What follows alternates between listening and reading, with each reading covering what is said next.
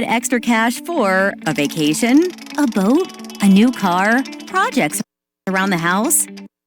Free up more cash for the things you want by taking advantage of low interest rates. Refinance your home with Great Rivers Bank and keep more of your money by lowering your monthly payment. Start the process online at greatriversbank.bank and work with one of our experienced loan officers to get the lowest rate possible. Great Rivers Bank, member FDIC.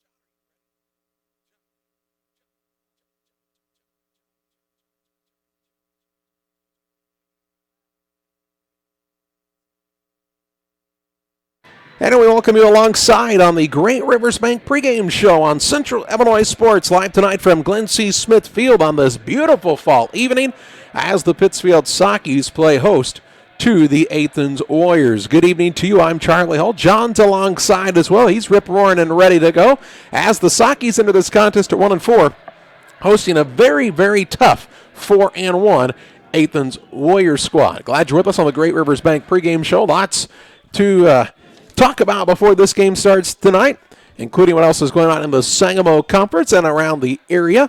We'll also talk about the matchup in this game, including what Athens has done since their Week 1 loss. It's pretty impressive. We'll talk more about that. And John will also have some insight on the keys to the game on the Great Rivers Bank pregame show. Back after this. Wish you had extra cash for a vacation, a boat, a new car, projects around the house? Free up more cash for the things you want by taking advantage of low interest rates. Refinance your home with Great Rivers Bank and keep more of your money by lowering your monthly payment. Start the process online at greatriversbank.bank and work with one of our experienced loan officers to get the lowest rate possible. Great Rivers Bank, member FDIC, and an equal housing lender.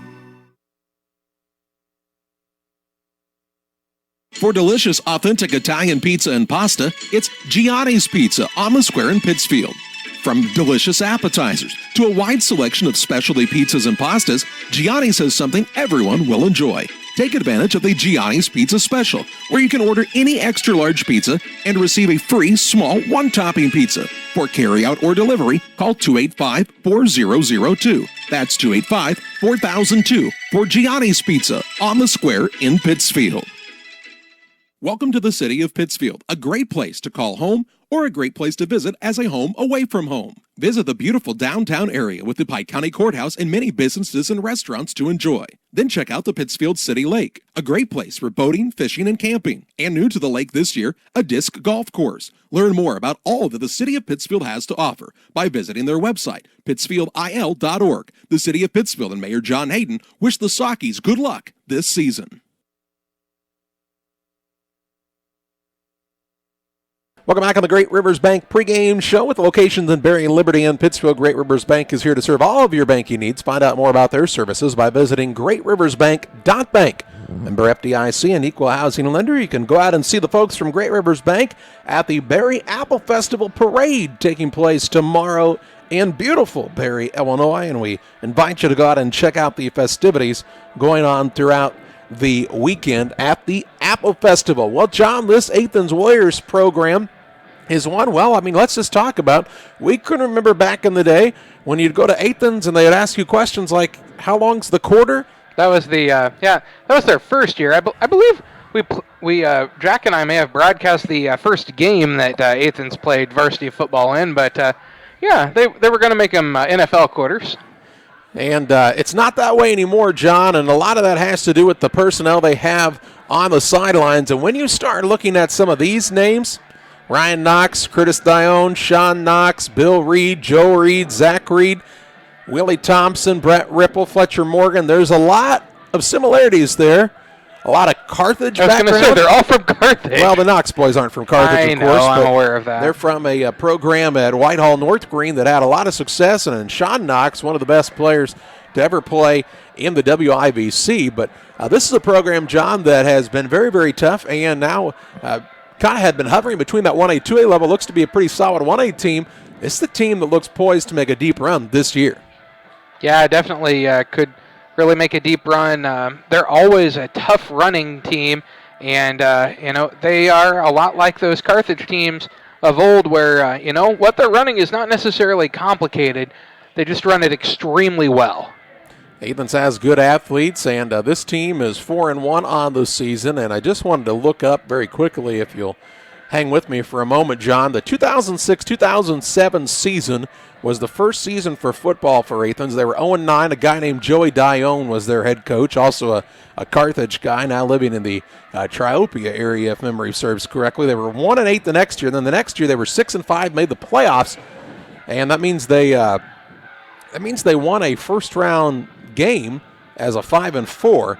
They then went 2-7. Since that point, they have not failed to qualify for the playoffs. And since Ryan Knox has been there in an 11-year span, 78-43 coming into the season, so that's good for 82-44. It's really an impressive program, and you got to think about, John, a lot of those seasons have been spent here in the Sangamo Conference. Yeah, they've since really getting going in the Sangamo, they have been one of the, I wouldn't say they're at the very top tier. They're right below that usually. They usually play very good games with Williamsville. They've typically played a very good game with Maroa.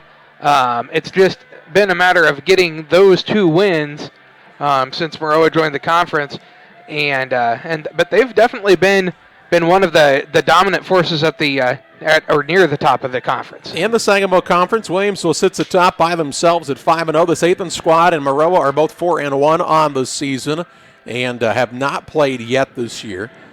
Then it's followed by Auburn at 3-2, North Mac at 3-2, New Berlin at 2-3, Porta at 2-3, the Sockies at 1-4, Plains at 1-4, and Riverton is 0-5 on the season. But statistically speaking, this Athens squad is the best, John. As far as points scored, they've scored the most. Points given up, they've given up the least.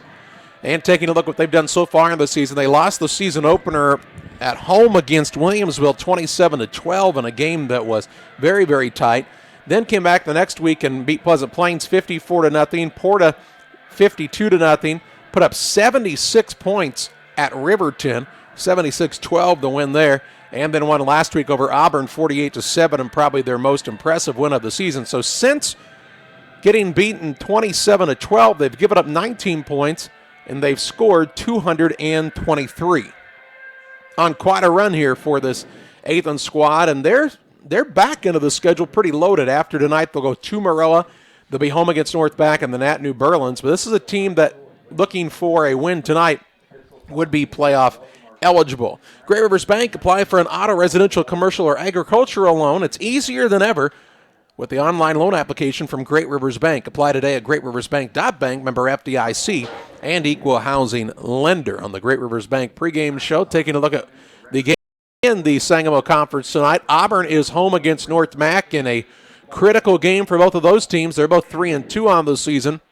For the Auburn squad, they've still got Riverton and Porta in games that they should be favored in, and then a tough one at North Mac, so they really need this one here tonight if they hope to make the playoffs. Hosting Petersburg Porta tonight is Morel Forsyth in a game they should be heavily favored in.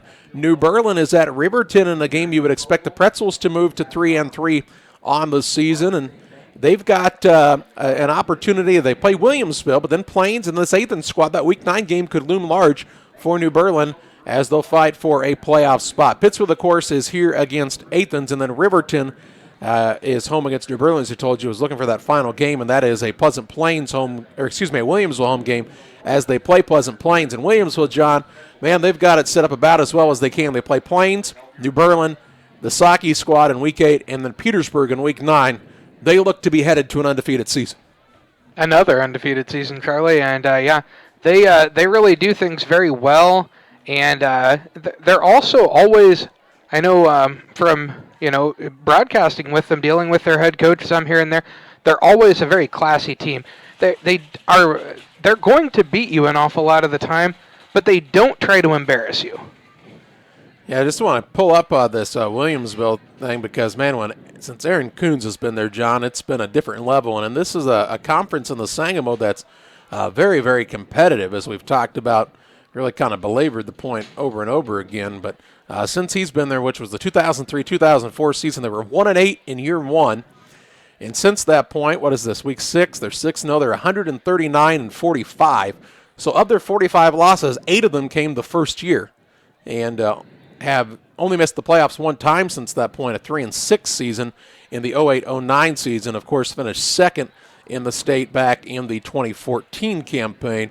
The Sakis still have them coming up on the schedule, and nobody looking forward to playing that Williamsville squad, ranked very, very high in their class, as is this Athens team, and they're looking to maybe pull an upset. If they could end up at an 8-1, they'd have pretty good playoff points toward the end of the year and get to host a couple of weeks in a row. As a 7-2, they'd probably very likely match up with somebody like a Malik with Central A&M in round number 2 in what could be a tough matchup. But still a lot of football. In fact, a game tonight, Saki's going to come out and try to be competitive in this contest against a good Athens squad. We'll talk more about it on the Great Rivers Bank pregame show after this.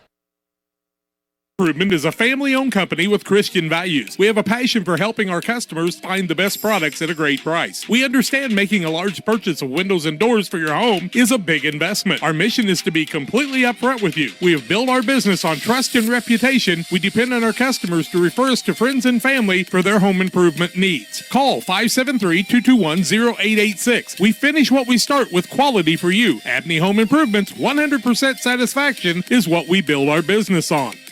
This is Jack Hull from Western Illinois FCA. Along with Todd Sweatman and Julie Ross, we would like to invite you to the FCA Empowered Leadership Conference in Springfield, Illinois on October 26, 2019. Mike Matheny and Erica Harold, former Miss America, headline the event, which will have lots of breakout sessions and much, much more. It all starts at 9 o'clock in the morning, and we hope you will join us for this FCA Empowered Leadership Conference. Go to westernilfca.org to register today. Geared Up is your local source for custom apparel and awards. Geared Up offers a wide variety of apparel options, including embroidery, t-shirts, sweatshirts, polos. We do it all. Ask us how we can help you raise funds for your local school or organization. Find us online at www.wegearyouup.com or call 217-473-6290. That's 473-6290 for Geared Up custom apparel and awards. Call Best Systems Builders for all your insulation needs. We are a full-service insulation contractor offering both open and closed cell spray foam, blown cellulose, and fiberglass installation. Best Systems has 2 BPI certified professionals ready to inspect your home or business today. You may qualify for incentives through the American Act on Energy program. Call Scott or Michael at 217-285-6005 for your free estimate or visit us online at gobestsystems.com and start saving money on your energy bill today. Welcome back to the Great Rivers Bank pregame show. The Sockies and the Athens Warriors matching up here this evening at Glen C. Smith Field. The Sockies at 1-4 on the season. And a disappointing 35-0 loss last week to New Berlin, John, in a game that, coming into the contest, it looked like the Sockies were on a trajectory that was upward, and things just did not go well last week. Yeah, Charlie, unfortunately, when you're working your way back into being competitive, sometimes you have a game like that. It's never fun when it's homecoming. But you got to see improvement again this week.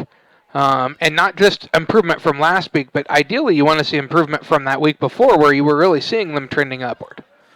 Taking a look at some other games going on throughout the area tonight. Of course, we told you about Auburn and North Mac going head-to-head, and a game that Chatham-Glenwood looking to keep their undefeated season alive. They should do so easily tonight against Decatur-MacArthur. Rochester and Decatur-Eisenhower will battle it out. That Rochester-Glenwood game should be a good one. I do believe it is next week in the Central State 8. Did you have something you wanted to say? I thought you were motioning. I'm sorry. No, I was nodding, Charlie. I was not motioning. Agreement. Peoria Manual and Peoria Notre Dame are going head-to-head tonight. Riverton and New Berlin, we told you earlier. Sacred Heart Griffin has a tough one against Springfield High. Jacksonville takes on Landfear this evening. Tuscola is home against Okaw Valley. And Monticello will match up against Tolona Unity. In games a little more locally, on this side of the state, Troutby and Jacksonville rout in a game that used to always be on a Thursday. Carrollton and West Central, Beardstown and Camp Point Central. And a game you can hear on Central Illinois Sports. Jack and Randy have the call for you there. Macomb has West Hancock tonight. Calhoun and North Green are going head-to-head. Illini West will play Lewiston. Brown County against Minden Unity in a critical game for both of those squads if they hope to make a run toward the playoffs. Quincy Senior High is on the home turf against Geneseo.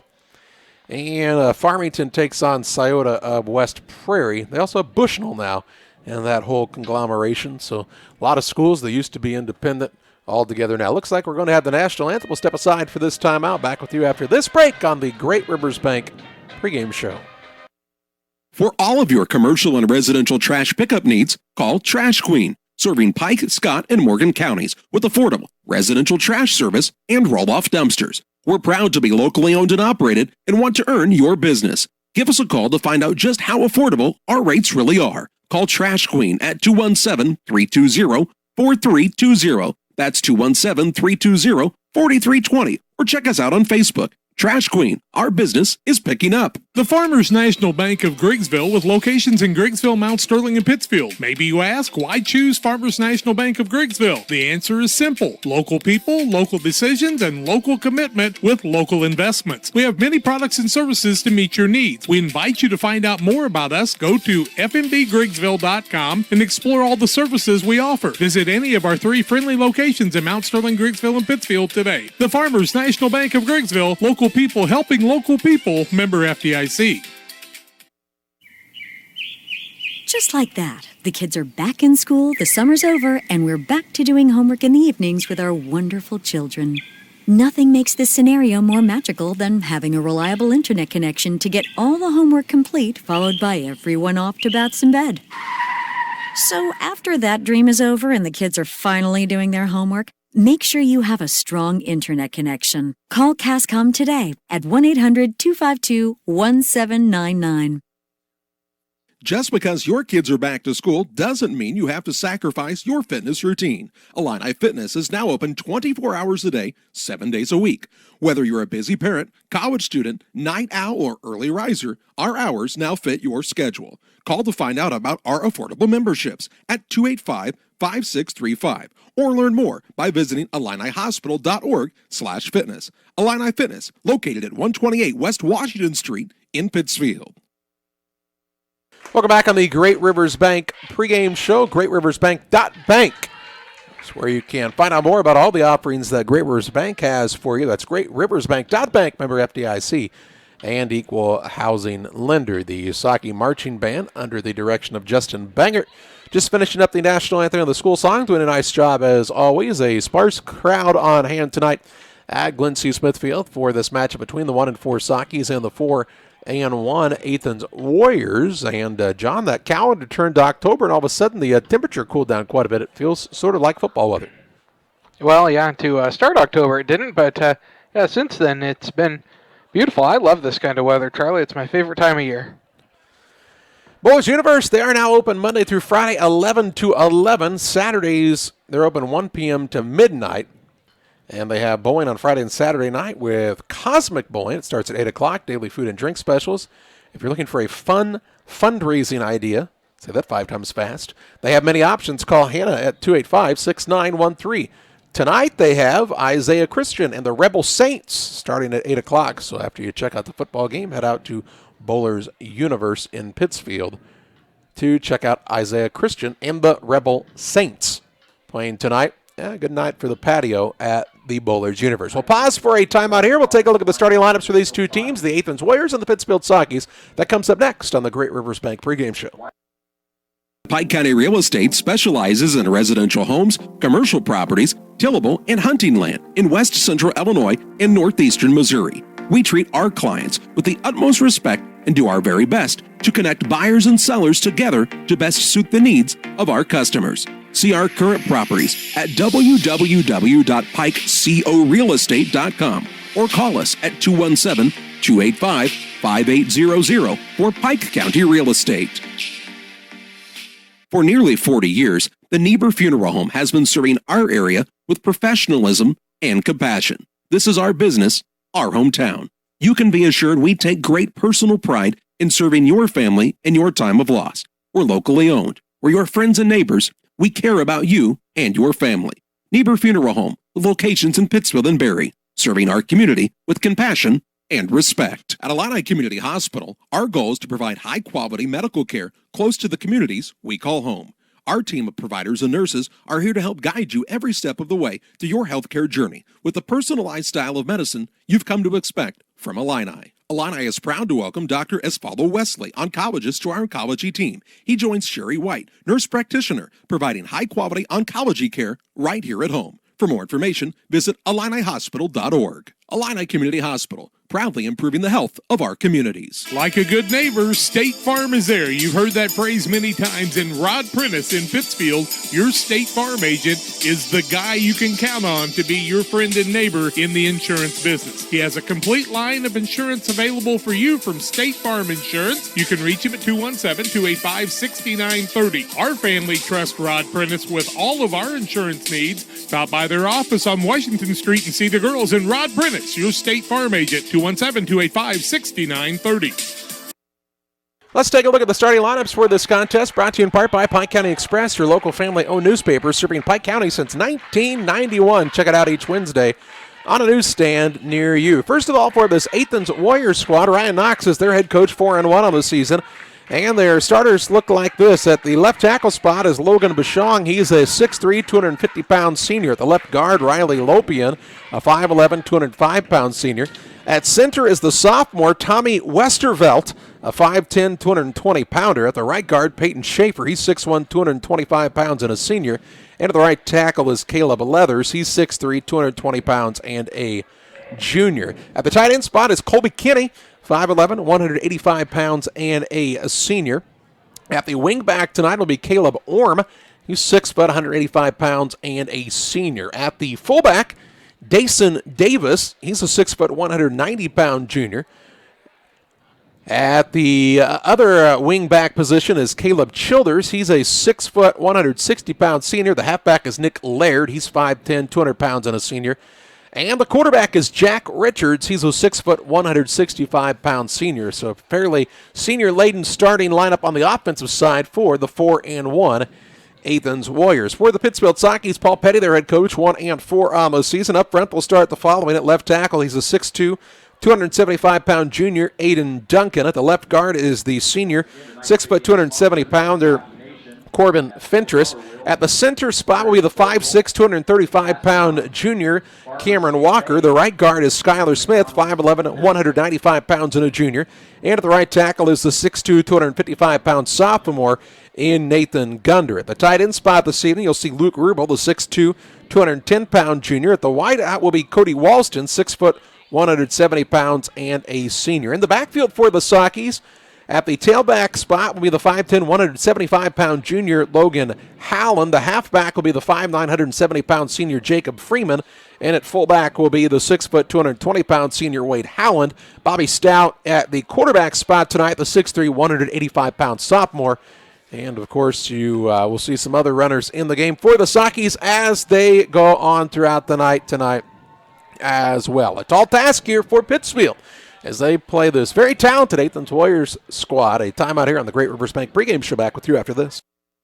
Mid-USA Landscaping, serving all of Pike County for residential and commercial lawn care. Mid-USA Landscaping can beautify your lawn and property with proper treatment, spraying, seeding, and of course landscaping designs perfect for your home or business. Mid-USA donates to the local area Little League fields and sports fields at your schools, and they are the perfect fit for you. Call them today at 217-577-4900. That's 577-4900. Mid-USA Landscaping for you. At Lanham Chiropractic, their mission is to ensure that they guide each patient to the possibility and enjoyment of a healthier you. Dr. Chris Lanham works together with each patient to identify the cause of the chiropractic issue and address it through chiropractic care, proper nutrition, and natural supplements, all while utilizing honest and trusting communication. If you're looking for a hands-on chiropractor who's proud to call this area home, call Dr. Chris Lanham at Lanham Chiropractic in Pittsfield at 217-285-6300. Together, we build.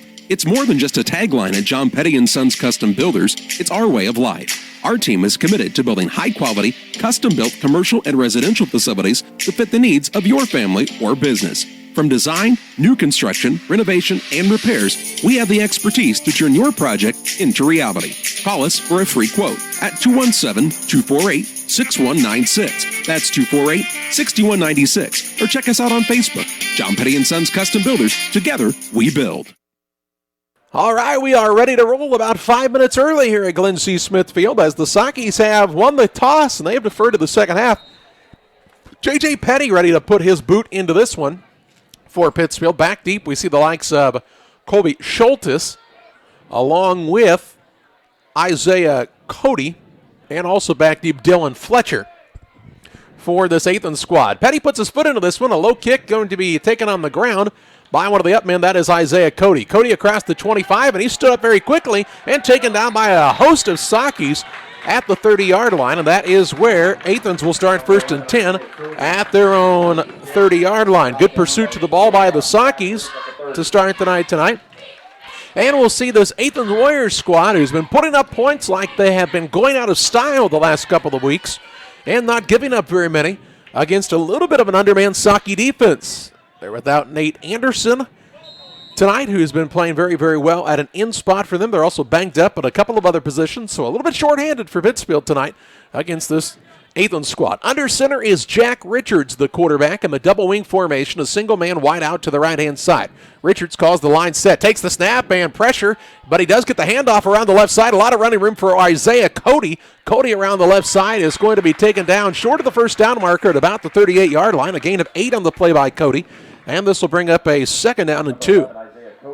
The Saukey's brought the house that time, nearly got to him before they handed it off, but Cody was able to scamper outside for a gain of 8.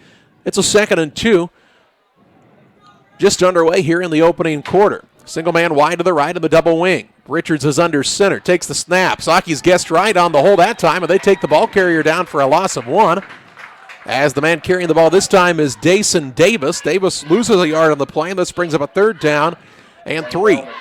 The thing about bringing that much pressure, John, is you get beat around the ends, and they're going to score. Yep, or a little hot pass across the middle with nobody in the middle as you bring the middle linebacker in. It could be a touchdown very quickly. But they got the stop that time. It's 3rd and 3, 10:55 and counting in this opening quarter. Athens with the ball at their own 37-yard line. The center, Tommy Westervelt, comes to the line, as does the rest of the offense now, as Richards is under center. Hard snap count. They draw the Saukeys offside, and that'll be a 1st down. So it'll be a 1st down via the penalty. First down of the night as Pittsfield failed to watch the football, and this brings up a 1st and 10 out to the 42. So when you try to be as aggressive as Pittsfield was in the first couple of plays, sometimes it comes back to bite you, and Athens recognized that, and they get their first down of the night via the penalty. 1st and 10 from the 42 at 10:35 and counting in this first quarter. They'll bring everybody in tight now in the double wing as Richards sets up under center. Quick snap count. He'll hand it off to the second back through along the right-hand side, trying to get outside. This is Laird. Laird has the hole, but it's because of a hold, and this one going to come back. Laird pushed out of bounds near the 40-yard line. They're going to throw a late hit penalty that, they're going to call a horse collar, actually. So a horse collar at the end of the play and a hold way back near the original line of scrimmage. These should offset, and we should repeat first down. Some of the Saukey fans are not happy with it. Well, let's wait and see what it was. Laird was the ball carrier, and they should offset. Yeah, they're going to offset. So what we'll do is we'll repeat a 1st down and 10 yards to go from the 42. A hold for Athens, a horse collar for the Saukeys. They will offset, and this will bring up a 1st and 10. Or did they wave off the horse collar? I'm not sure. We have not seen that signaled yet. And so now we'll see a hold against Athens. We also will have they're going to wave off the flag for the horse collar. So instead, this will just be a hold against Athens, and they'll put the ball all the way back to the 31. You know, I didn't think they didn't ever take the man to the ground, which is kind of the danger of the horse collar tackle. And so the referees got together and they said, you know what? Not a horse collar. And so now it's a 1st down at the 31. They've got to get all the way to the other 48. Charlie, what's the guy from the 21. Cowboys that the horse collar tackle should be named after? Roy Williams? Yeah. Not to be confused with the terrible safety they had, whose name was also Roy Williams. And not to be confused with the wide receiver basketball that coach for North Carolina, Roy Williams. Under center is Jack Richards. He takes the snap, going to hand it off to the fullback. Ball comes loose, and who's got it? The Saukeys say they do. And let's wait for the signal. The referees unpile everything, and it will be Athens with the ball. As diving on it was Dason Davis after a short gain. He takes it up to the 36-yard line, a gain of 5 on the play. That brings up a 2nd down and 16. But they popped the ball loose, did the Saukeys. And Davis was the only one there in that pile in the scrum for it, but he was the man that was able to fall on it and keep a hold of it. 2nd and 16, 10-10 and counting in the first quarter. No score on the Trash Queen scoreboard. For all your residential or commercial trash pickup needs, they also do roll-off dumpsters. It's Trash Queen, proud to be serving the entire area, 320-4320. Richard sets up under center, a single receiver to the left, puts a man in motion left to right. He's back to pass, sets his feet, throws it up for grabs downfield, has a man behind the defense, and it's caught for a first down. Receiver is Caleb Childers all the way down to the Saukey 35-yard line. That is a pickup on the play of 29 yards and a first down for the Warriors. So the Saukeys get beat over the top, and the Warriors will have it 1st and 10. They'll sit it at the 36-yard line. Nonetheless, a first down in Saukey territory. Thought the defender maybe had a chance to play the ball there, Charlie, but... Childers was about 5 yards behind him, though. Yeah, no, I just thought the ball was pretty much right over top of him. It is a 1st and 10. Double wing, a single receiver to the left. Richards takes the snap. He's going to give it to the second back along the left-hand side. This is, let's see, the same man who just caught the ball. That's Cody, It's Cody on the run along the left-hand side. There are no flags on the field, but Isaiah Cody takes it in 36 yards for the score. At the 9:15 mark of the first quarter, and Athens has a 6-0 advantage. Cody goes 36 yards untouched for the touchdown, and Athens an early 6-0 lead.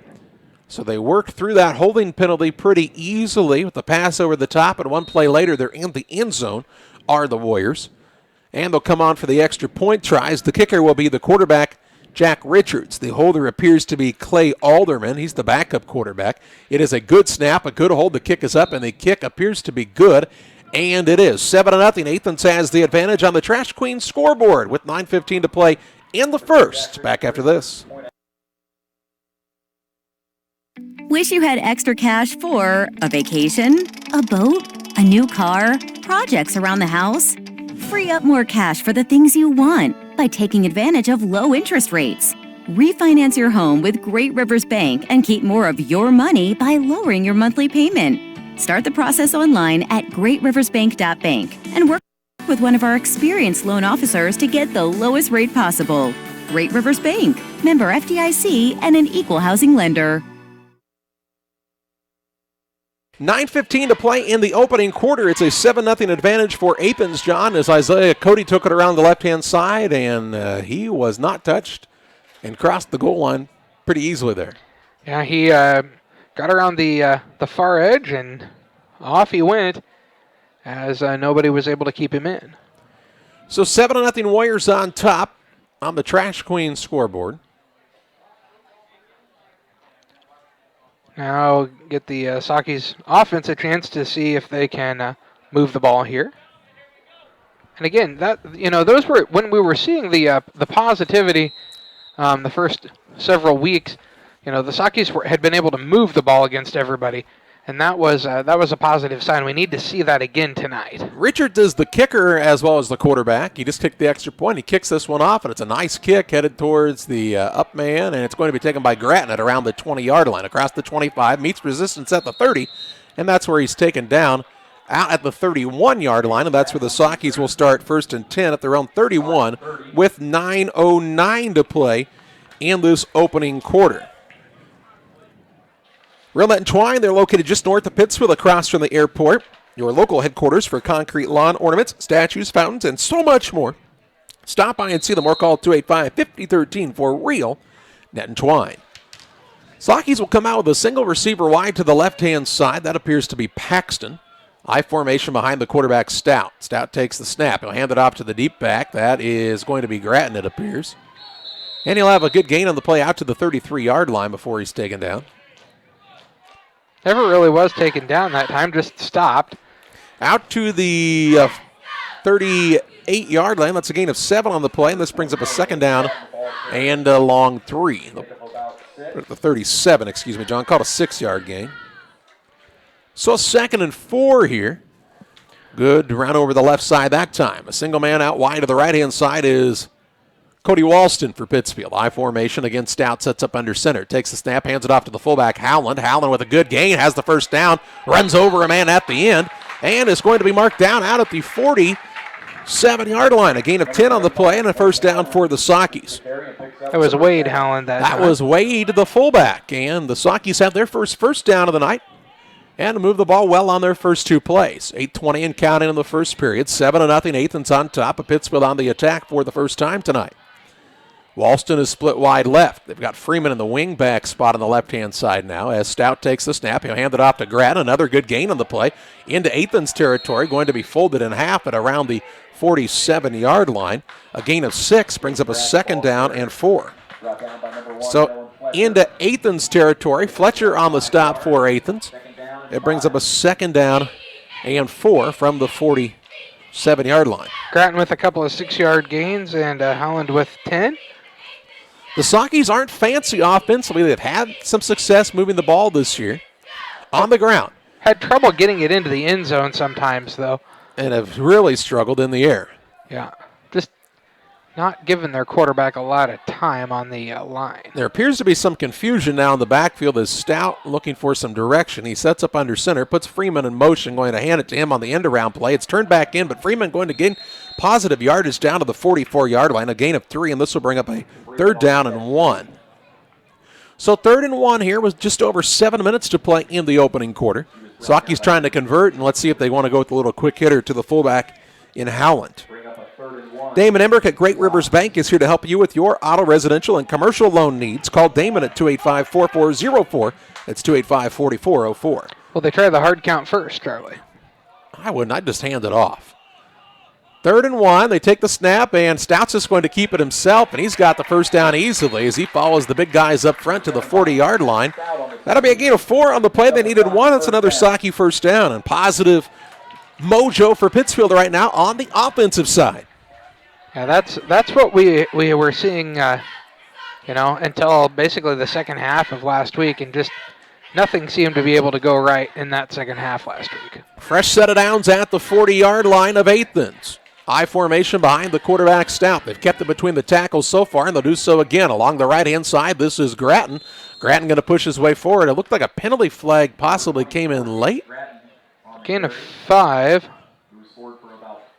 Maybe it was just a reflection beanbag off of a shoe. I apologize. Somebody's got a shiny shoe out there. He takes it down to the 36-yard line. A gain of 4. It brings up a 2nd and 6. It's another good game. They've gained positive yards every time. That was actually the shortest run of the night, that 4-yard gain. Was it not? That and then Stout's 4-yard gain on the first down play. We're halfway through the first quarter. Sockies with a 2nd and 6. They'll hand it off along the right-hand side. This is Howland, met with resistance, but keeps his legs moving. He pushes forward for the first down inside the 30, down to the 28-yard line, a gain of 8, and another Socky first down, and the backs are running hard tonight, John.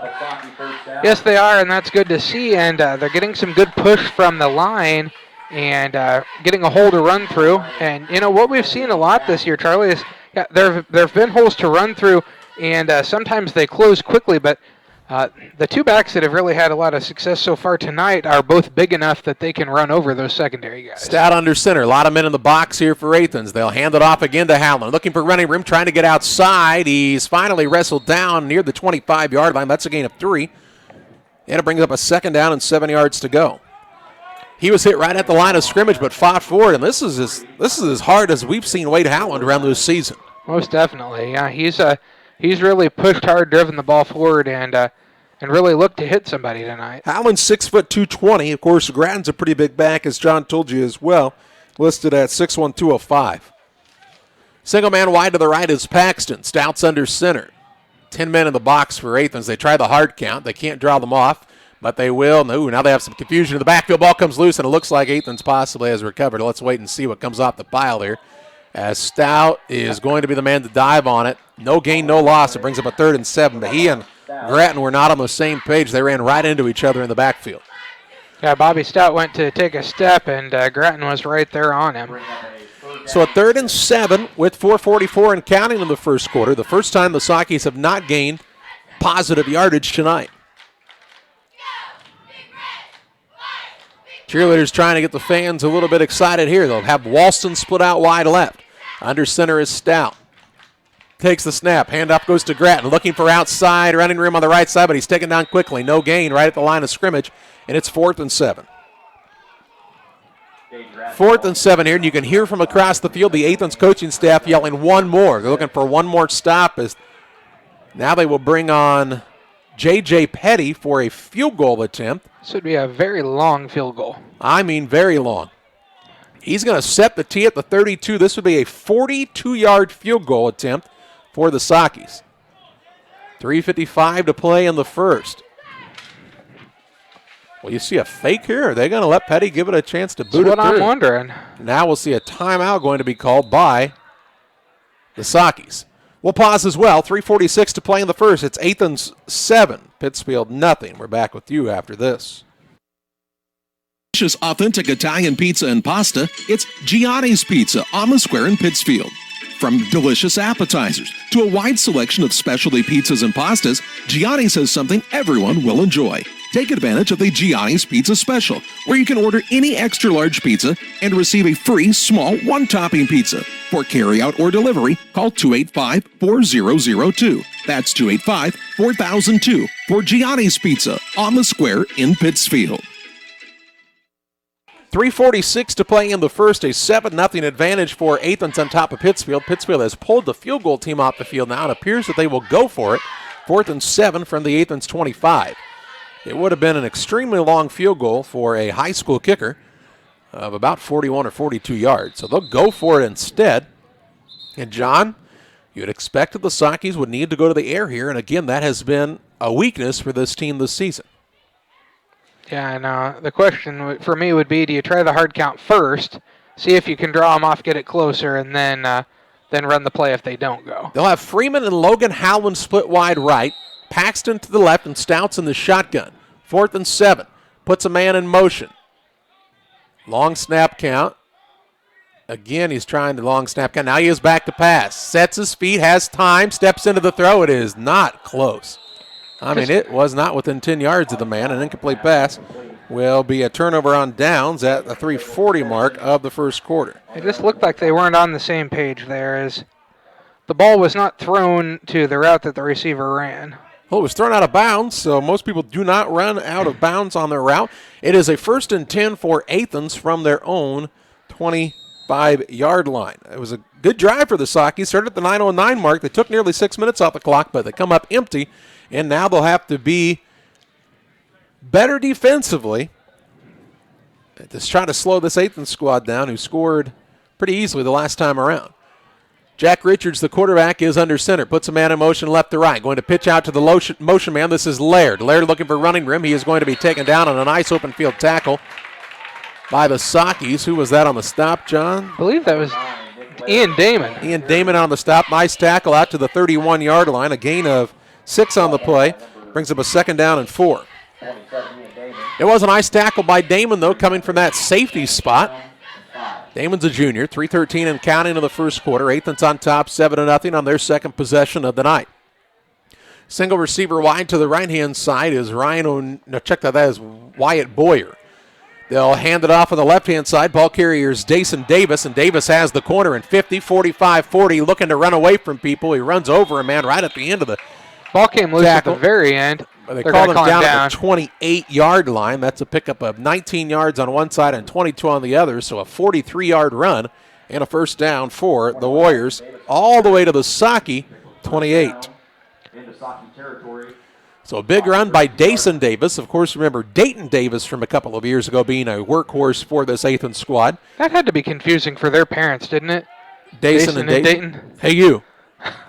2:53 to play in the first period. 7-0 advantage for Athens on the Trash Queen scoreboard.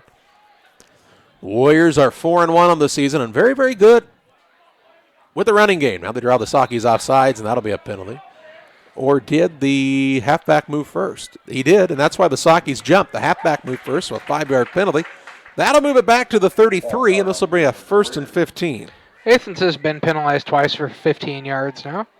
Sockies once for 5. 1st and 15 to the 33. And that time the halfback was Davis, and he just jumped early. Double wing, double tight set here as Richards is under center. And the whistle and a timeout going to be taken by the Sockies, it appears. At the 2:51 mark of this first quarter, 7-0, Athens with the advantage over Pittsfield. The timeout, we're back with you after this. The city of Pittsfield, a great place to call home or a great place to visit as a home away from home. Visit the beautiful downtown area with the Pike County Courthouse and many businesses and restaurants to enjoy. Then check out the Pittsfield City Lake, a great place for boating, fishing, and camping. And new to the lake this year, a disc golf course. Learn more about all that the City of Pittsfield has to offer by visiting their website, pittsfieldil.org. The City of Pittsfield and Mayor John Hayden wish the Sockies good luck this season. Abney Home Improvement is a family-owned company with Christian values. We have a passion for helping our customers find the best products at a great price. We understand making a large purchase of windows and doors for your home is a big investment. Our mission is to be completely upfront with you. We have built our business on trust and reputation. We depend on our customers to refer us to friends and family for their home improvement needs. Call 573-221-0886. We finish what we start with quality for you. Abney Home Improvements, 100% satisfaction is what we build our business on. 2:51 to play in the opening quarter. It's a 7-0 advantage for Athens. They've got the ball first and 15, and the Sockies took a timeout. Their second of the night. Jack Richards is under center, takes a snap, hands it off to the fullback in Davis. Davis rushes forward near the original line of scrimmage. In fact, maybe plus another yard there, down to about the 26-yard line, a gain of 7. It'll bring up a second down and 8. Number 21, Dyson Davis on the carry. Davis with another good game. He's got 54 yards on 24 Dave Graff. 4 carries now. 2:25 and counting in this opening quarter. Athens on the move here, up 7-0, looking to add to this advantage. A single man wide to the right-hand side. Looks to be Boyer again. He's 6'5", 160. He's hard to miss out there. Now the Sockies will bring Laird down in the backfield as Wade Howland in on the stop. They'll give him forward progress back to the 31-yard line, I do believe, is where they'll set the ball. Caught the 31, a loss of 5 on the play. Howland on a nice stop for the Sockies, and it's a 3rd and 13. You could see Howland come running up as he had that timed perfectly. He hit the line right as the ball was snapped, and he shot right through. Wade Howland's been the best defender for the Sockies this year. He and Cade Corgett are in on a lot of tackles together. Yeah, they seem to meet at the ball carrier a lot, don't they? Double wing, a single receiver to the left is the big boy Boyer. They'll send him Richards back to pass, setting up the screen. It is underthrown. Intended receiver was the fullback Dyson Davis, and an incomplete pass will bring up a 4th down and long from the 31. And you would think Athens will go for it here at the Socky 31. A big opportunity for the Socky defense, though, to get a stop here after turning it over on downs at their own 25. They've allowed Athens to get to this 31-yard line, but have set themselves up for this 4th and 13. 1:24 left in the first quarter. Clock stopped on the incompletion. Just 7 seconds on the play clock, if that is accurate. Athens will have to hustle. It could be, as the referees are running it. 1, and he does get it off in time. He's back to pass, looking deep down the right side. It is incomplete. Overthrown that time was Wyatt Boyer, the 6'5", 160-pound senior. One more stride, and it would have been a touchdown, but as it is, it falls harmlessly to the turf, and the Socky defense has held. 1:18 to play in the opening quarter, and Pittsfield will take over 1st and 10 at their own 31-yard line. So a nice job by the Pittsfield defense, and I'm not going to lie to you, I kind of questioned why Paul Petty called that timeout, John. And the reason was they were going to make some adjustments to get a stop. And they got the stop, so it was a good timeout. Now, see if the offense can get the ball moving again. Under center is the quarterback, Stout. He'll take the snap, hand it off on the right-hand side. That looked to be Freeman on his first carry of the night, is it not? If it was Freeman, it'd be his second carry of the night, but I don't think it was. Was it I think it was Grattan. Just the way he cut at the line of scrimmage was... Yeah, it was Grattan for 1. No, it was Howland. Howland was the ball carrier. He gained a yard. Okay. Brings up a 2nd down and 9. He got through on the right-hand side and then tried to cut back to the middle and met the middle linebacker for Athens very quickly. Introduced himself, said, "How are you doing, sir?" They'll split Walston out wide left. Stout under center, split backs behind him in the backfield now. Long snap count and a penalty flag here as did the Sockies get moving early? No, they'll say offsides called against Athens. So that'll be a 5-yard penalty. Moving out to the 37, and this will be a 2nd and 4. Athens penalized now 3 times for 20 yards. 41.3 seconds to play in the opening quarter. 7-0 the advantage for Athens. There are times when I question why they ask the team, do you want to take that? You can have 2nd and 9 or 2nd and 4. Which would you rather have? The choice is yours and yours alone. Paxton is split wide left. Stout is under center. He will hand it off on the inside handoff. This is to Howland. Howland fighting hard for yardage. Is taken down at the 40-yard line, a gain of 3. Out to the 40. It'll bring up a 3rd down and 1. And the Sockies will not have to run another play. I don't think they will. Here in the quarter. And let's see if they will just let the clock run out here. They are bringing a play in quickly, though, with 18 seconds left on the clock. 23 on the... yeah, they're going to run one. I'm surprised. Me too. Now you hear Paul Petty say, hold up, and let's let the clock run out. And they will. So after 1 quarter, it'll be Athens 7, Pittsfield nothing. Second quarter play-by-play on Central Illinois Sports. Your way after this. This is Jack Hull from Western Illinois FCA. Along with Todd Sweatman and Julie Ross, we would like to invite you to the FCA Empowered Leadership Conference in Springfield, Illinois on October 26, 2019. Mike Matheny and Erica Harold, former Miss America, headline the event, which will have lots of breakout sessions and much, much more. It all starts at 9 o'clock in the morning, and we hope you will join us for this FCA Empowered Leadership Conference. Go to westernilfca.org to register today. Geared Up is your local source for custom apparel and awards. Geared Up offers a wide variety of apparel options, including embroidery, t-shirts, sweatshirts, polos. We do it all. Ask us how we can help you raise funds for your local school or organization. Find us online at www.wegearyouup.com or call 217-473-6290. That's 473-6290 for Geared Up custom apparel and awards.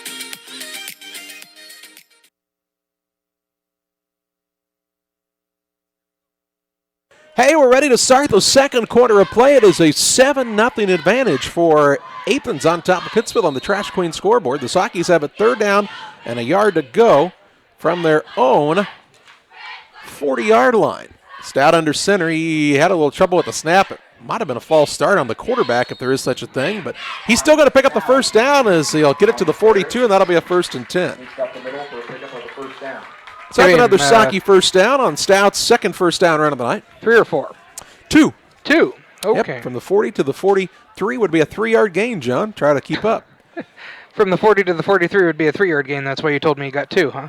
2 plus that other one that he needed for the first down. 2 more yards than he needed. Of course. For the first down. Okay. Fresh set of downs for the Sockies. They have moved the ball between the 30s tonight.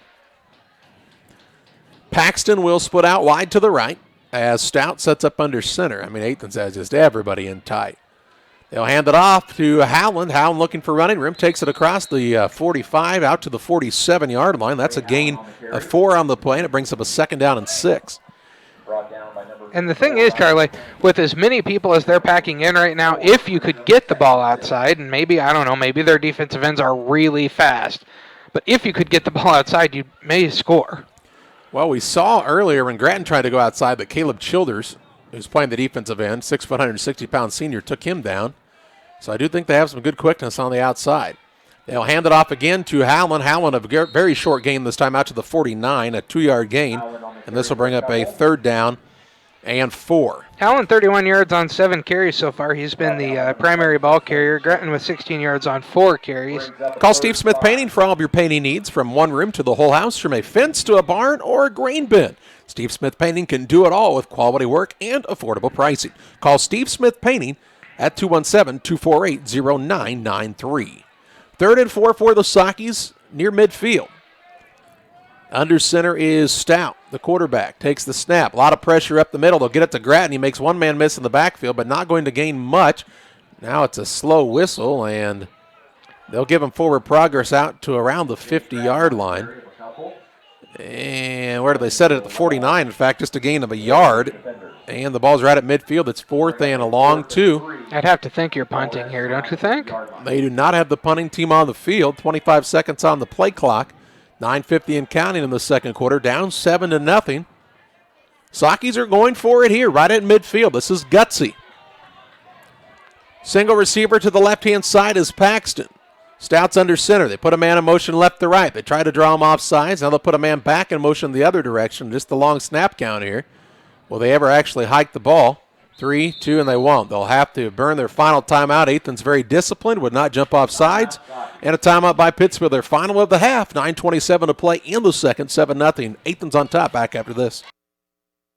Systems Builders for all your insulation needs. We are a full-service insulation contractor offering both open and closed cell spray foam, blown cellulose, and fiberglass installation. Best Systems has 2 BPI certified professionals ready to inspect your home or business today. You may qualify for incentives through the American Act on Energy program. Call Scott or Michael at 217-285-6005 for your free estimate or visit us online at gobestsystems.com and start saving money on your energy bill today. 9:27 to play in the second quarter. 7-0 advantage for Athens on top of Pittsfield. The Sockies have called their third and final timeout of this first half. And you would assume would send out the punt team here after they could not get Athens to jump off sides. It looks like Luke Rubel in to punt here for Pittsfield. And back deep for Athens is, I do believe that is Wyatt Boyer. Rubel, they'll fake it. They'll fake it to ground, and they're not going to get it. Going to lose 2 yards and turn it over on downs. So the Sockies tried the fake. They lose 2 yards, and it'll be 1st and 10 for Athens at the Socky 48-yard line. So they tried the fake punt and come up empty here, and Athens with good field position at the Socky 48. On the Socky 48-yard line, 1st and 10. Yeah. I don't know, Charlie. I'd have punted. How about you? It can be a field position game. And you showed that you could stop Athens with a longer field in front of them, and now a short field. Let's see how they can do. Richards is under center. He is going to hand it off along the right-hand side. Ball carrier still fighting for yards. I do believe that was Davis. Let's wait and see who gets off the bottom of the pile. It is Dason Davis inside the 45 down to the 43-yard line, a gain of 5. And it brings up a 2nd down and 5. Davis 59 yards on 5 carries. Isaiah Cody with 36 yards on, How about 44 yards? On a couple of carries. Richards under center on a 2nd down and 6, and a penalty flag flies here. Did the Sockies come across early, or was Athens in motion? It's offsides against the Sockies. Instead of a 2nd down and 5, it should be very close to a 1st down here. Yeah, I'd say it will be. It's going to be very close. Depending on how straight the whole line is there, John. They'll walk it off, and it will be a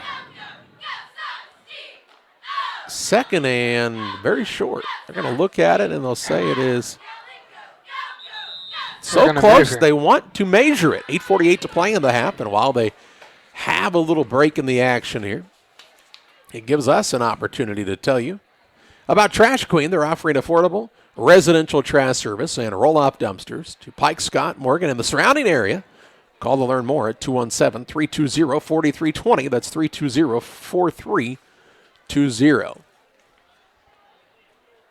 Bill Grimsley sprints onto the field with the chain.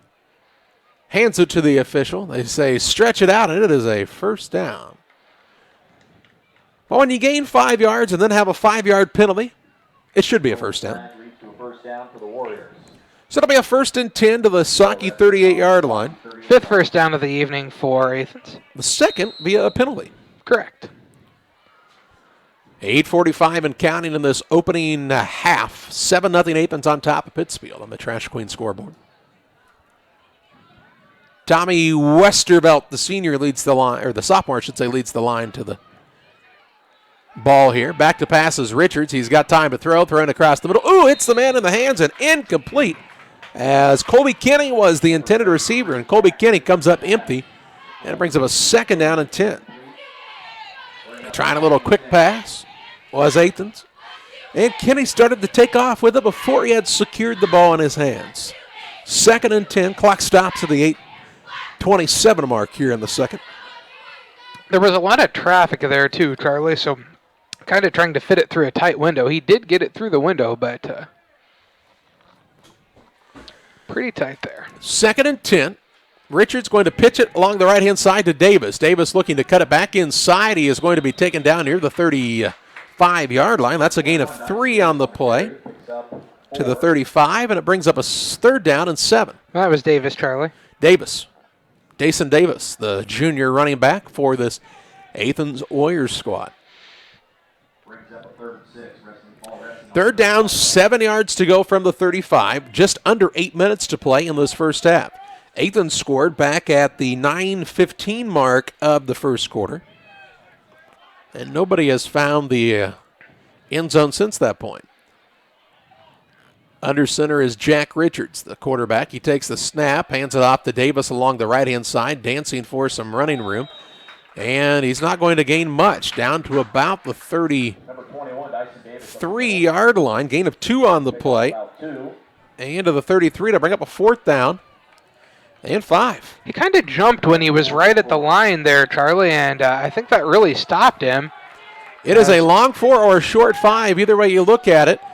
The Saki defensive line needs to watch the ball here and not get drawn off on the hard count. Fourth down play with 7:07 to play in the half. Richards under center. Takes the snap. He's going to hand it off to Laird around the right-hand side. He's turned back in, but it looks like he has the first down, and it all depends on the spot. If the spot on the far man is correct, then he's going to be short.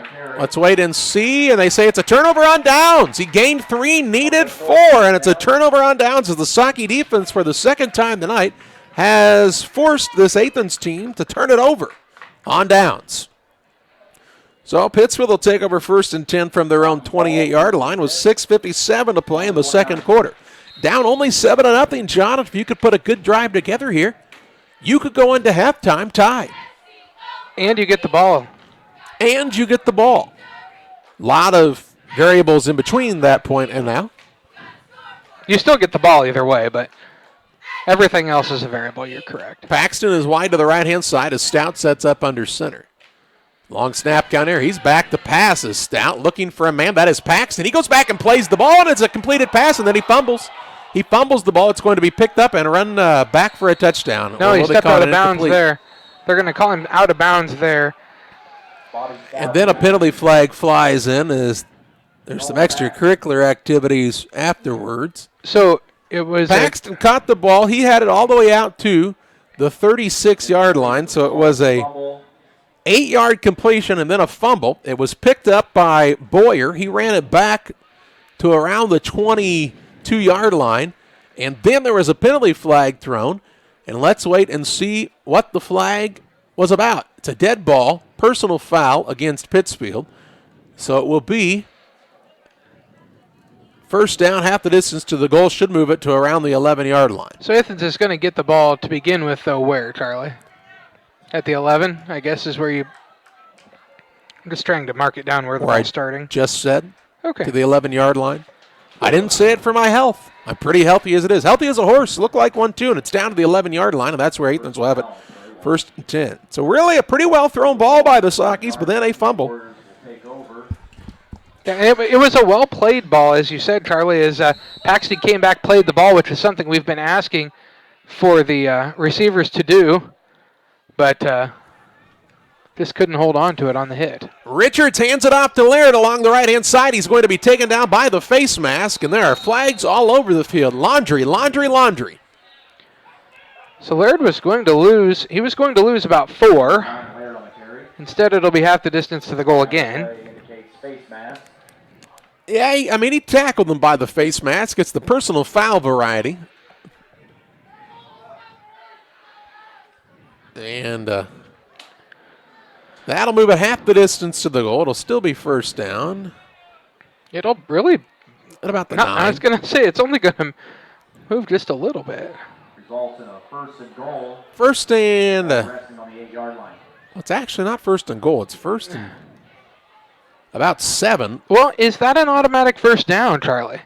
I believe it is. That is an automatic first with down, the personal foul face mask. The personal foul face mask should be an automatic first down. I think that's correct. They've not dropped the chains yet, though, so...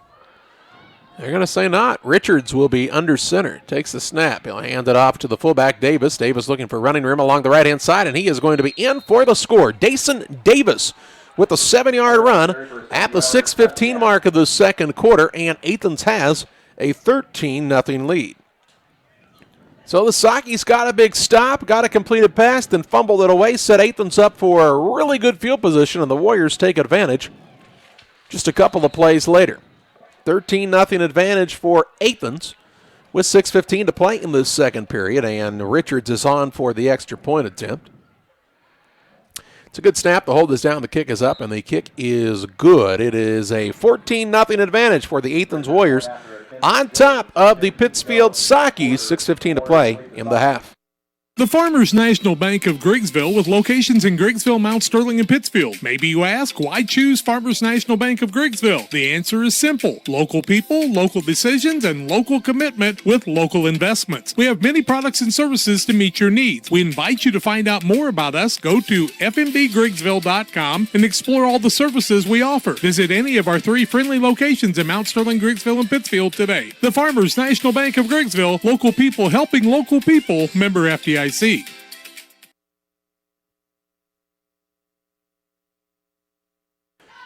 to play in the second quarter. 14-0 the advantage for Athens on top of Pittsfield on the Trash Queen scoreboard, John. And it looked like the Sockies with a big stop. Got a completed pass, which was positive, and then all of a sudden that fumble happens, and it turned around very quickly.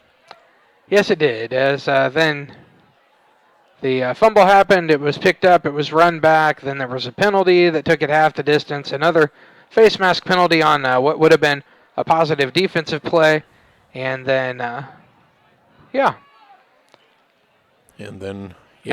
they scored on the next play from 7 yards out.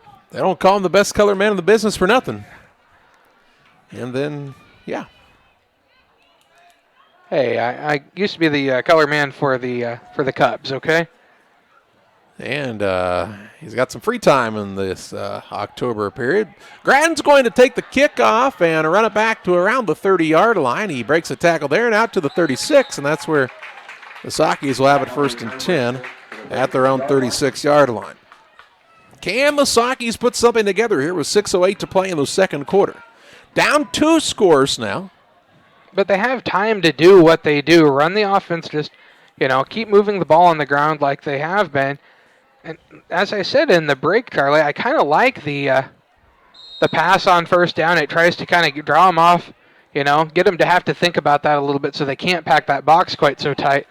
But then you have to hang on to the ball. Got to hang on to it. I formation, Stouts under center, puts a man in motion in Freeman. He fumbles the snap, has to dive on it. Where's the whistle? And the quarterback has the ball down on the ground. The ball came flying out eventually, but, they're looking for the ball. The ball is out here. The ball got, knocked away. 2nd and 10. Yeah. Fumble on the play, recovered by the Sockies. 2nd and 10 at the 36-yard line. It was a slow whistle. Bring up a 2nd down and 10. Well, usually when the quarterback's laying on the ground with the ball in his hands, you just go ahead and blow it dead. But not right at this point. 5:55, and the clock should be rolling here. Yeah, it was a running play. And it is stopped, and nobody has wound it yet. So they'll put Freeman in motion. They'll hand it to him on the end-around play. He's turned back in, looking for some running room. He takes a big hit at about the 39-yard line. So that'll be a gain of 3 on the play, and it'll bring up a 3rd down and about...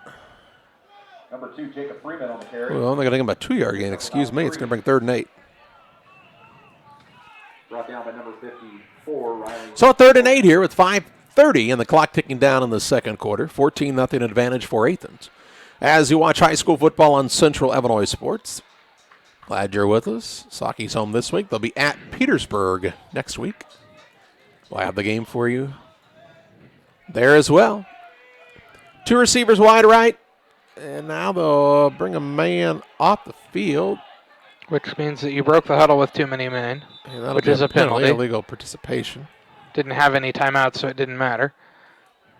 Yeah. So that'll be a 5-yard penalty and bring up a 3rd down and about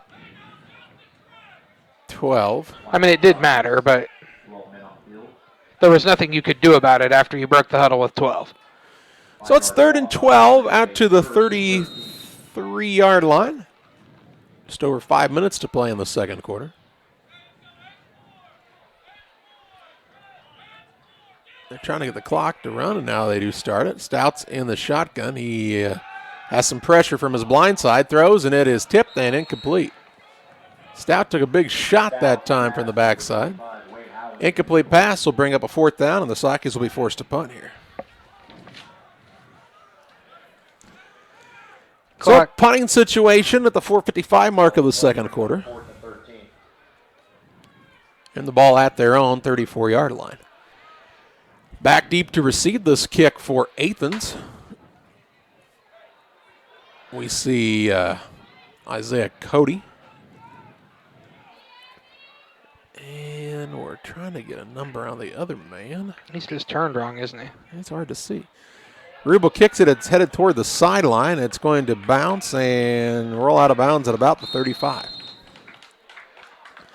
And that's where Athens will take over 1st and 10 at their own 35-yard line. Nice job by Rubel, really where they wanted to punt it. 4:47 to play in the second quarter. 14-0 advantage for Athens on the Trash Queen scoreboard.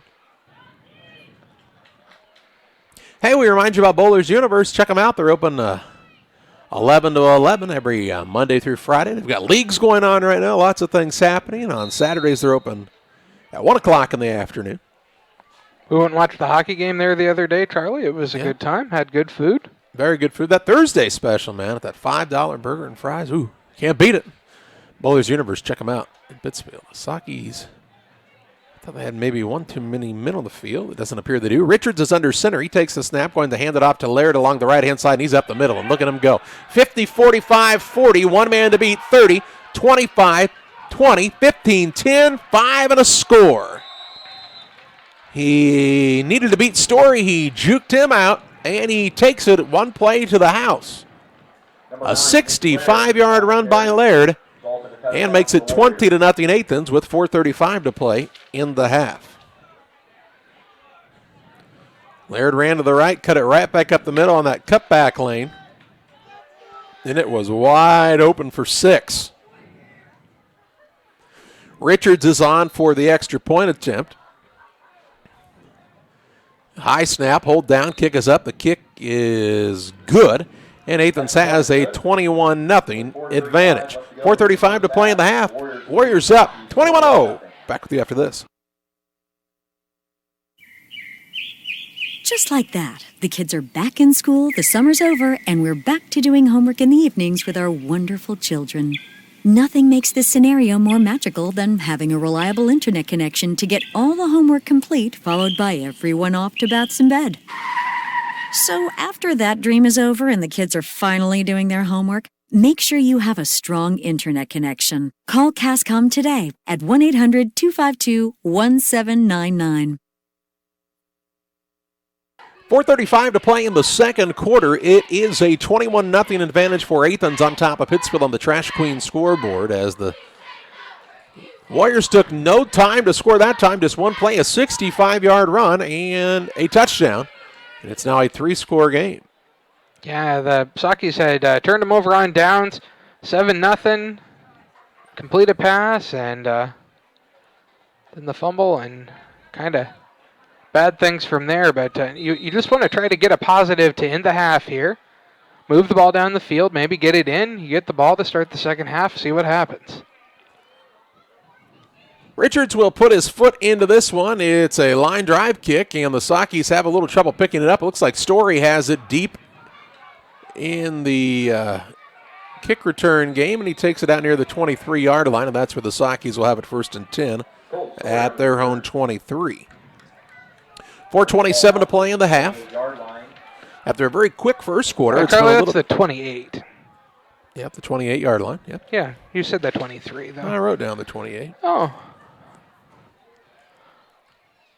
That was and good. It's 1st and 10. As Sockies trying to make something happen here. Quick first quarter. The second quarter's taking a little more time. Single man wide to the right-hand side is Paxton. Stout's under center. He's going to hand it off to the deep man. This is Gratton, and Gratton is tripped up after a short gain out to the 32-yard line. Pick up a 4. It brings up a 2nd down and 6. Gratton with 19 yards on 7 carries. Yeah, they've really neutralized him so far.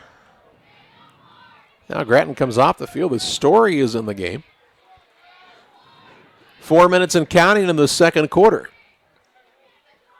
Single receiver wide left is Paxton. Stout, the sophomore quarterback, again under center. He will take the snap, hands off to the deep man and Freeman. Freeman with a good burst of speed and is going to be taken down shy of the 35 to around the 34. Gains 3 on the play, brings up a second, or check that, third down and 4. Brought down by number 1, Dylan Fletcher. So a 3rd and 4 here from the 34. Brings up a 3rd and 4. Grattan back in, Freeman back to the sideline for the Sockies. 3rd and manageable situation here. Yeah, that's exactly what I was going to say, Charlie. It's at least a manageable 3rd down play. It's not a play that you have to pass on. Single man wide to the right is Paxton. Stout is under center. He is back to pass. He's looking for Paxton on the out route and throws it too high. Incomplete pass will stop the clock with 3:04 to play in the second. Bobby Stout's pass to Nolan Paxton is incomplete. Oh, Charlie. It is a 4th down, and the Sockies do not bring the punting team on the field here, and now they will. Gotta love people that just scream random things, don't you? Well, some have knowledge, and some have a big mouth. Very few have both. 1, 2, 3, 4, 5, 6, 7, 8, 9, 10, 11 men on the field for the Sockies. That's a good start. Boyer is back to receive the punt. Brubel, it's a high snap, but is able to put both mitts on this one. It's a nice kick. Boyer's going to come up and come toward it. Takes a nice bounce for the Sockies, and will go to the 31-yard line. And that's where Athens will have it 1st and 10 at their own 31. As they blow the whistle at the 2:54 mark of this second quarter. And the Socky defense trying to put a little more resistance on here.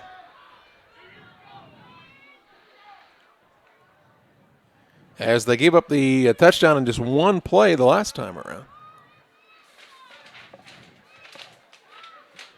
Trying to hold this squad out before the half. Yeah, try to keep it 21-0. 2:54 to go in the half. Auburn on top of North Mac, 13-0 with 6:35 to play in the half of their contest. Here it's 21-0 Athens. Single receiver left. Richards is under center, puts Laird in motion, hands it to him along the right-hand side. Howland has him turned back in. The Sockies don't tackle him in the backfield, though, and he's actually able to gain positive yardage. A gain of 2. 2nd and 8. But should have had him for a loss of about 5. Just did not wrap up. Corgett was the man who eventually did stop him, but Sockies had a couple of men with their hands on him in the backfield and just did not bring him down. Just under 2.5 minutes to play in the second quarter. Athens with a 3-score lead and the football. You'd think they'd want to pick up the pace a little bit here. They would like to get on the board again. Yeah. Single receiver left is Boyer. They will send back the pass Richards. Richards looking downfield. He's got 2 men behind the defense. It's to Isaiah Cody.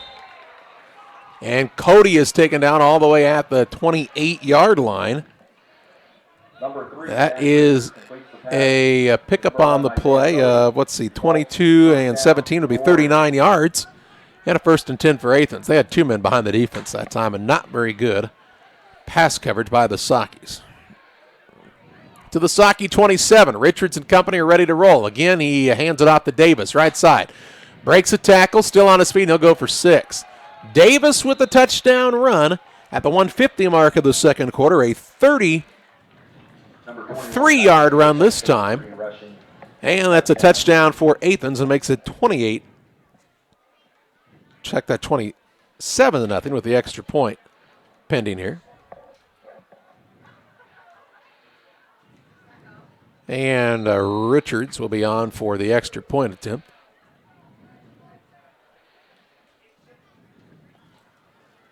He's been perfect so far, and he will kick this one ahead toward the right upright. It sneaks inside, and it is good.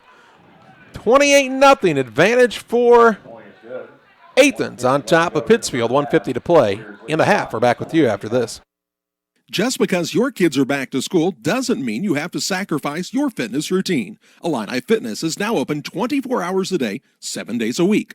Whether you're a busy parent, college student, night owl, or early riser, our hours now fit your schedule. Call to find out about our affordable memberships at 285-5635 or learn more by visiting IlliniHospital.org/fitness. Illini Fitness, located at 128 West Washington Street in Pittsfield. 1:50 to play in the second quarter. It's a 28-0 advantage for Athens on top of Pittsfield. This game, John, was 7-0 to start this quarter. Yep. And Athens has scored quickly here 3 times. Charlie, it was 7-0 when Pittsfield got the ball back with 6:57 to go in this quarter. So in less than 5 minutes, or just I should say 5 minutes and 7 seconds, Athens has scored 3 times. Yeah. Once set up with a short field position with the fumble. And a couple other times, one long run play and a long pass to set up the next play that ended up being a touchdown run. Sakis will have a little trouble picking it up as Grattan still trying to corral the kickoff, and he is going to be taken down inside the 20-yard line as Athens just swarmed the ball. And this drive will start at the 19. So to their own 19-yard line for the Sakis with 1 minute and 43 seconds to play in the second quarter. Yeah, Athens kicked the ball off that time, kind of on the ground, rolling across. Grattan got his hands on it and just tipped it away from himself, and then he just couldn't get it picked up. Finally did, but everybody was around him by then. 1st and 10 from the 19. 1 minute and 43 seconds to play before halftime. Athens still has, all 3 of their timeouts. Don't be surprised. They do. Don't be surprised to see them use them here. Yeah. Stout is in the shotgun formation. He's back to pass. He's looking. He throws it into the stands. And a penalty flag in here. A hold against the Sakis. I would assume that Athens will turn that down. The clock is stopped, and they're 1 down closer to getting the ball back. I would think they'd turn it down. Flag is holding on the play. Will the Warriors take it? Of course, when you move it back that far, you're getting closer to a safety opportunity. Yeah, that's true. And the hold happened at about the 15-yard line, so this will move it all the way back to the 5. No, half the distance, excuse me, all the way back to the 9. Yeah. 8-yard line, it looks like. 8 is where they'll put it. First down and long for the Sakis here. 1 minute 39 to play in the half. Stout's under center now. Kind of peculiar they went with the pass play the first down. They'll hand it off to the first back. It's Howland. Now you hear Athens, from across the field call the timeout. Yeah. Howland with a gain of a yard. 32 yards on 8 carries for Howland. Now first timeout for Athens. So they stop the clock with 1 minute 31 to play in the second quarter, and you can tell Athens, they'd like to get the ball back and have another opportunity to score before the half. They've scored 3 touchdowns in... Well, they scored 3 touchdowns in 5 minutes and 7 seconds a game, so... Scored 3 touchdowns very quickly. Yeah. And a game that was 7-0 has very quickly turned into a 4-score game. No 7 years ago here, though, John. No? No 7 years ago. 1:31 to play in the half. Athens took the timeout. The Sakis will have a ball second and a mile from their own 8-yard line here. Looks to be about 22 yards to the first down marker.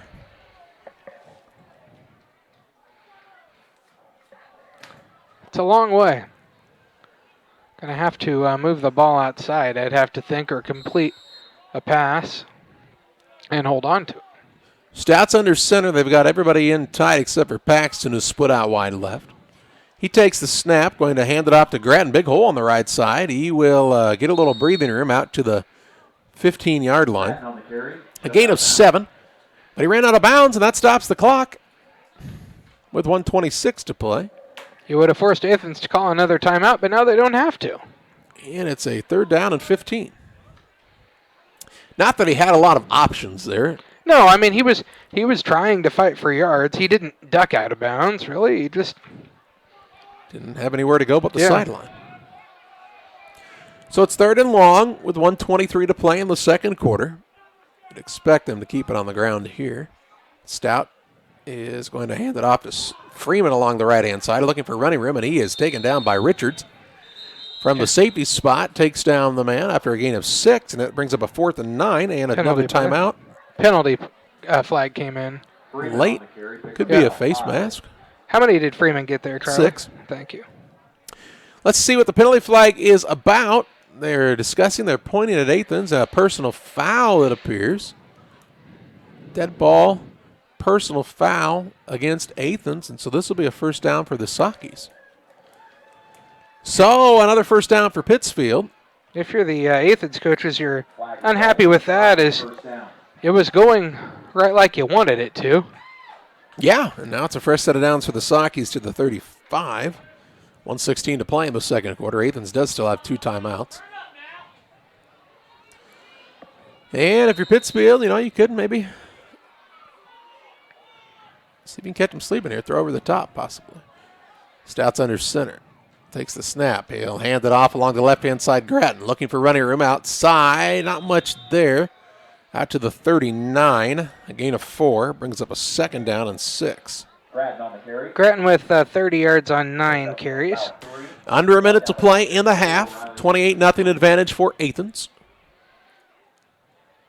Sockies really only will have to run about one more play here, barring a timeout by the Warriors, and they could call a timeout. Yeah, I think if they were going to, they would have on that last play, though. But maybe not. After you gave up the personal foul, it kind of negated Yeah. that chance to get the ball back and get a quick score if you're Athens. Under center is Stout. A lot of men up in the box, 10 of them, in fact. They'll keep it along the right-hand side with Stout. He's looking for running room, and he is not going to have much. Blow the whistle. Now they'll take him down late. This could be a penalty. Throw the flag. No flag thrown here. 13.3 seconds left. They drove Stout out of bounds. He is going to lose yardage back to the 36-yard line, a loss of 3. Went out of bounds, so that stops the clock. He was trying to stay in bounds that time. He just had, 4 or 5 defenders around him. I just don't understand why you don't blow him dead when he's obviously stopped. Paul Petty asking possibly the same thing to the official on his sideline. Stout snaps the helmet. Calls the line set. Takes the snap, hands it off to Howland. He's going to be taken down. The ball came loose right at the end, but he was down out to the 41. That is a gain of 4, and Athens calls a timeout. Gain of 4 there. Athens calls a timeout. Gain of 4. So 36 yards on 9 carries now for Wade Howland. That's Athens' second timeout. All the Sockies have to do is run a play that takes longer than 7.2 seconds, and Athens won't get the ball back. I don't understand calling a timeout there. Trying to get it back in another score? I guess. But if you were going to do that, why didn't you call the timeouts? I don't know. You could have preserved a lot more time if you're going to do that. 7.2 seconds to play in the half. It's 28-0 Athens. On the Trash Queen scoreboard, we'll have the Illini Community Hospital halftime show coming up, where we'll have halftime stats and analysis. We'll take a look at some scores from around the area at halftime as well. So stay tuned for that. If you're just joining us, a 7-0 game at the 6:57 mark of the second half turned into this 28-0 lead for... Or the second half. The second quarter, not the second half. The second half of the first half. Yeah, exactly. That's what I meant. I knew what you meant. Sockies will go for it here on this 4th and 5. They'll put Freeman in motion. They'll send Stout back to pass. He'll throw it downfield looking for Grattan. It's going to be picked off by Boyer. Boyer with it at the 40-yard line. It's trying to run this one back. If you can cover it. Trying to get outside at the 50, 45, 40 down the far sideline. Look out, he's still in bounds, and he will finally be wrestled down at around the 21. So he returns it for about 40 yards. There are no flags on the field, and we head to halftime where the Athens Warriors have a 28-0 lead over the Pittsfield Sockies. That's the Illini Community Hospital halftime show. Halftime stats and analysis your way after this. At Illini Community Hospital, our goal is to provide high-quality medical care close to the communities we call home.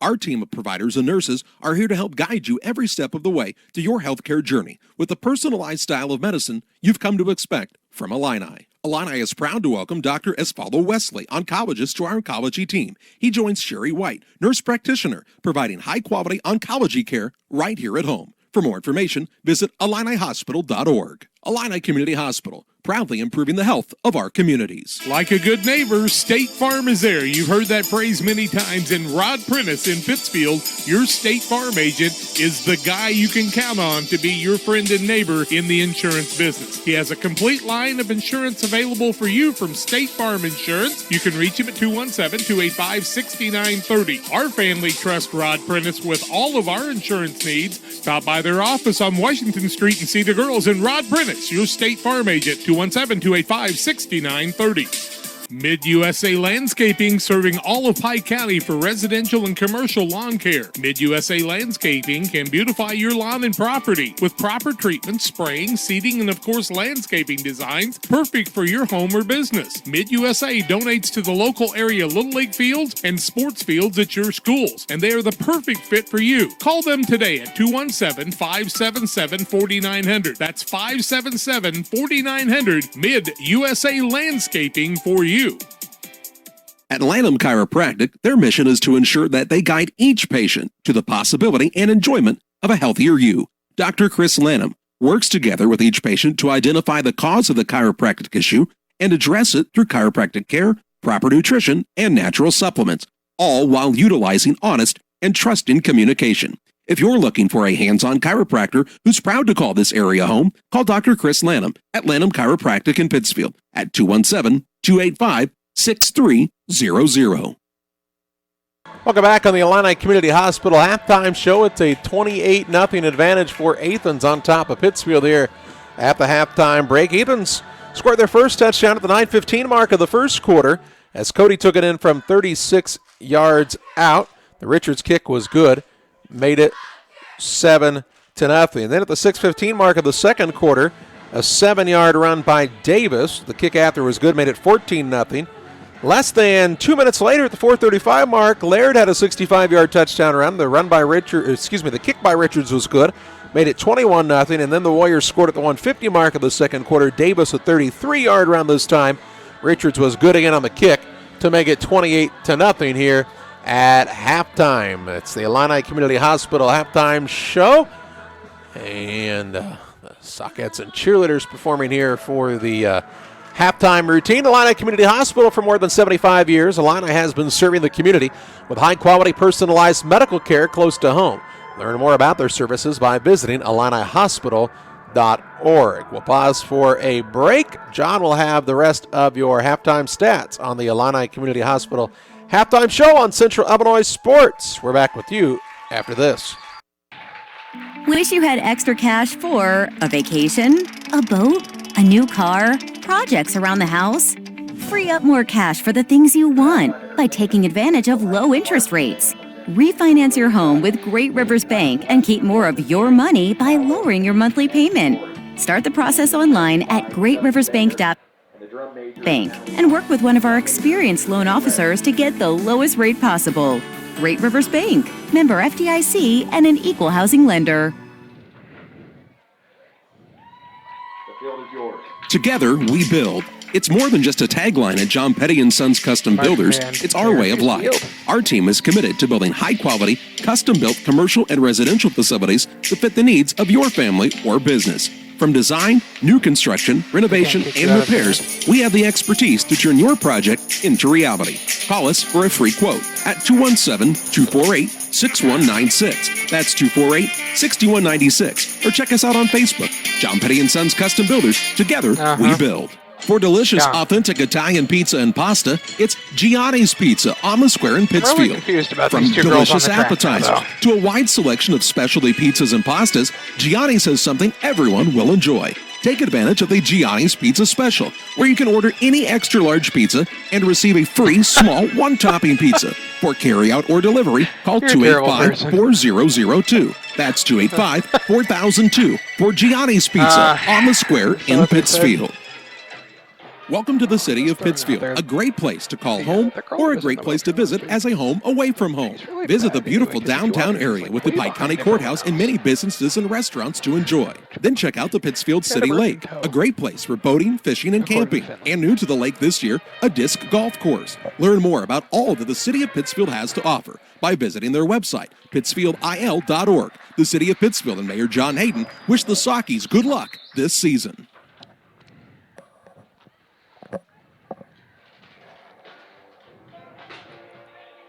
Welcome back on the Illini Community Hospital halftime show. It is an advantage here for the squad from Athens on top of Pittsfield. And John's got to look at your halftime stats.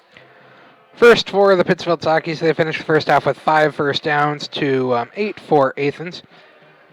The Sockies were led in rushing by 36 yards on 9 carries by Wade Howland, 30 yards on 9 carries by Gage Gratton, 14 yards on 4 carries by Jacob Freeman, and 4 yards on 5 carries by Bobby Stout to total out to 84 rushing yards. Bobby Stout, the quarterback, is 1 for 5 passing for 8 yards. That pass completed to Nolan Paxton, and then it was fumbled away. So he's 1 for 5 for 20% with 1 interception. Sockies have been called for 6 penalties for 55 total yards. The Athens Warriors finished the first half with 8 first downs, led in rushing by 104 yards on 9 carries by Dason Davis, go along with a couple of touchdowns. Nick Laird with 71 yards on 5 carries, 44 yards on 2 carries for Isaiah Cody to total out to 219 rushing yards. Their quarterback, Jack Richards, is 2 for 5 passing, 40% for 68 yards. Passes completed 29 yards to Caleb Childers and 39 yards to Isaiah Cody on the 2 catches on the night. So 219 rushing yards, 68 passing yards, 287 total yards of offense on the first half for Athens. Athens was called for 4 penalties for 35 yards. Thank you, John. It is a 28-0 advantage for the squad from Athens on top of Pittsfield on the Illini Community Hospital halftime show. We pause for a break here. We'll take a look at scores from around the area on the Trash Queen scoreboard. You are right next. Improvement is a family-owned company with Christian values. We have a passion for helping our customers find the best products at a great price. We understand making a large purchase of windows and doors for your home is a big investment. Our mission is to be completely upfront with you. We have built our business on trust and reputation. We depend on our customers to refer us to friends and family for their home improvement needs. Call 573-221-0886. We finish what we start with quality for you. Abney Home Improvements, 100% satisfaction is what we build our business on. This is Jack Hull from Western Illinois FCA. Along with Todd Sweatman and Julie Ross, we would like to invite you to the FCA Empowered Leadership Conference in Springfield, Illinois on October 26, 2019. Mike Matheny and Erica Harrell, former Miss America, headline the event, which will have lots of breakout sessions and much, much more. It all starts at 9 o'clock in the morning, and we hope you will join us for this FCA Empowered Leadership Conference. Go to westernilfca.org to register today. Geared Up is your local source for custom apparel and awards. Geared Up offers a wide variety of apparel options, including embroidery, t-shirts, sweatshirts, polos. We do it all. Ask us how we can help you raise funds for your local school or organization. Find us online at www.wegearyouup.com or call 217-473-6290. That's 473-6290 for Geared Up custom apparel and awards. Call Best Systems Builders for all your insulation needs. We are a full-service insulation contractor offering both open and closed cell spray foam, blown cellulose, and fiberglass installation. Best Systems has 2 BPI certified professionals ready to inspect your home or business today. You may qualify for incentives through the American Act on Energy program. Call Scott or Michael at 217-285-6005 for your free estimate or visit us online at gobestsystems.com and start saving money on your energy bill today. Well, another nice job by the Pittsfield High School marching band under the direction of Justin Bangert with their halftime routine. Did a really nice job tonight. As we welcome you back on the Illini Community Hospital halftime show, where the Athens Warriors have a 28-0 advantage over the Pittsfield Sockies at the halftime break. Other scores from around the area: Elmwood Brimfield is a 16-0 leader over Rushville Industry at halftime. Beardstown and Camp Point Central are tied up at 14 points apiece. That's at halftime. That is at halftime of that contest. We can also tell you that pop-ups on the phone make it a lot harder to see.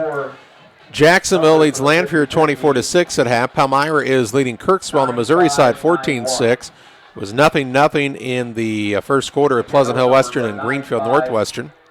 Carrollton's up 20-12 on West Central near half. Geneseo leads Quincy 9-0 in the second quarter. Halftime Route and Triopia are scoreless. Jersey leads Waterloo 20-14. Williamsville is a 56-6 leader on Pleasant Plains in the second quarter. No score, DuPont and Louisiana on the Missouri side. North Green and Calhoun are also scoreless near halftime. Glenwood, that's last week. They won last week over Jacksonville. Big, John, but that is... Yes, they did. Somebody posted that tonight again? Well, I think we just got out of scores for this one. And it is a 28-0 lead here, John, but we talked about a number of times that this game was 7-0 halfway through the second quarter. Yeah, 6:57 to go in the second quarter. The Sockies got in the ball back, and you were just talking about, if they could get the ball moving there, that positive things could happen, and got an 8-yard pass play that was completed. And then the man left the ball behind, and the ball was picked up by Athens, run back. Then there was a penalty called on that play. Got the ball half the distance to the goal, and a couple plays later they were in to score again, make it 14-0, and then they were able to score a couple more times there to end the half to make it the 28-0 that we have here at half. We can... I thought I had another score update for you, John.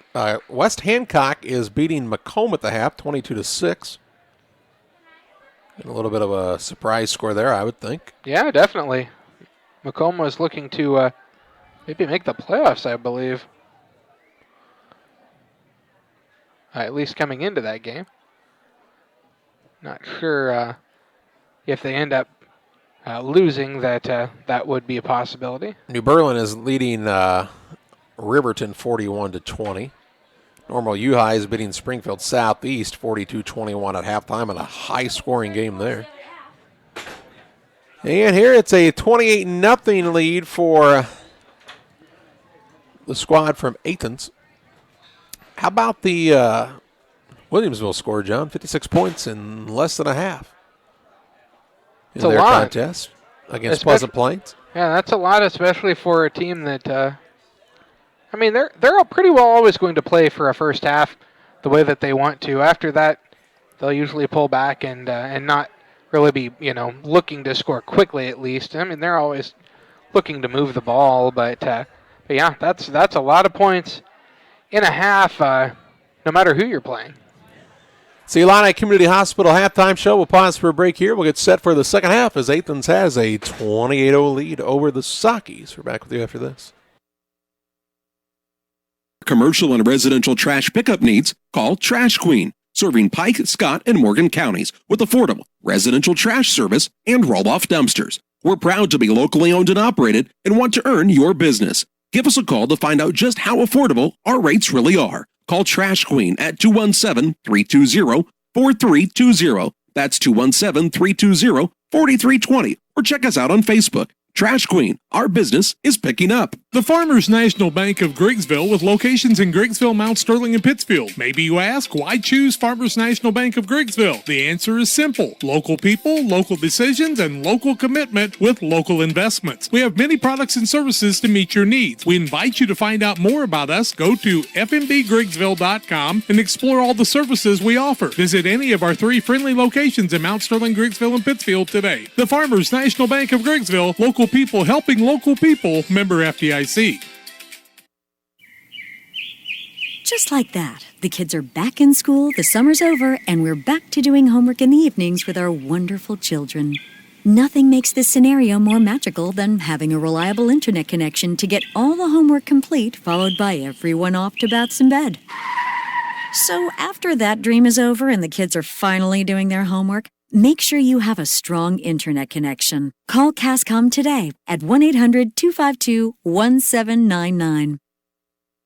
Just because your kids are back to school doesn't mean you have to sacrifice your fitness routine. Illini Fitness is now open 24 hours a day, 7 days a week. Whether you're a busy parent, college student, night owl, or early riser, our hours now fit your schedule. Call to find out about our affordable memberships at 285-5635 or learn more by visiting IlliniHospital.org/fitness. Illini Fitness, located at 128 West Washington Street in Pittsfield.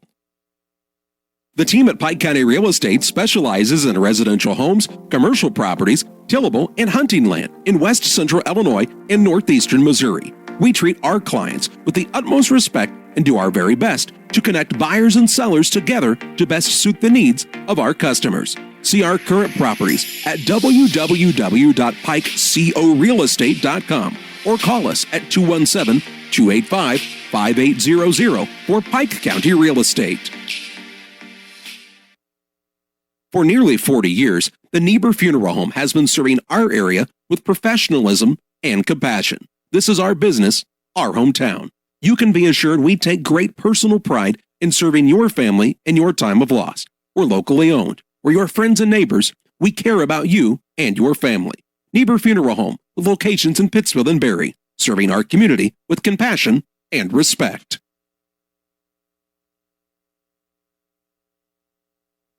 Well, it's the Illini Community Hospital halftime show. It's 28-0, the advantage for Athens on top of Pittsfield at the halftime break. Sakis will get the ball to start the second half, John. They will. And they're going to work to try to get the ball in the end zone. They've been able to move the ball in their first couple of sets of plays. Not so much on the last one there, Charlie, but got to hold on to the ball, I think, for the Sakis. You want to, again, you want to end this game with on some positives here. You want to move the ball, get the ball in the end zone maybe a couple of times, and, try to continue to get better. Here's a surprising score. Springfield High leads Sacred Heart Griffin 28-14 at halftime. That hasn't happened in a long time. It's really actually only been a couple of years. Maybe even last year. Oh. I think they might have beaten them on the same week. Huh. A long time. Well, like a year ago. That's a long time. 367 days. Uh-huh. Give or take a couple days. Long time for me. Long time ago. Hey, Isaiah Christian and the Rebel Saints playing at the Bowlers Universe tonight. Still plenty of time for you to get out and enjoy that. They're open 11 to 11. Monday through Friday, and then on Saturdays they're open at 1 o'clock in the afternoon. They've got Cosmic Bowling on Friday and Saturday nights, so check them out at Bowlers Universe. Daily food specials as well. See them at Bowlers Universe. If you're looking for a fun fundraising idea, get a hold of Bowlers Universe. They can help you out. Check them out on Facebook and learn more about all they have to offer. Stinbacks. Then say fun fundraising 3 or 4 times when you're on the phone with them. Fun fundraising. I'm calling for some fun fundraising opportunities, please. Fun fundraising. Sakis are getting stretched out. A little bit of a cooler evening, so you'll want to make sure you get those legs and arms warmed back up. Athens is ready to roll. They scored 3 times in about 5 minutes in that second quarter to take command in this contest.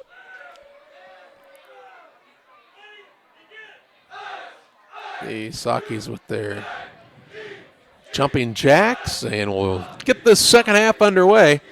Hey, Illini Community Hospital is our halftime sponsor. They remind you about Illini Express, here to serve you with walk-in medical care when you need it. Open 7 a.m. to 7 p.m. every Monday through Saturday. Illini Express sees patients ages 18 months and older with no appointments necessary.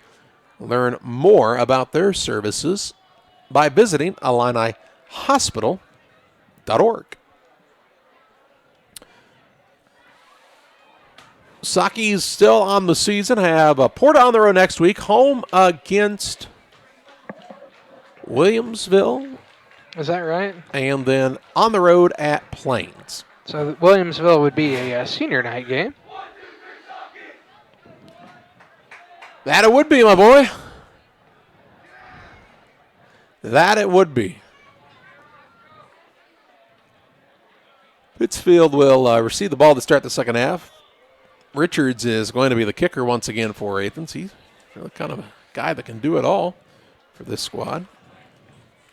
It's the quarterback. Jack Richards.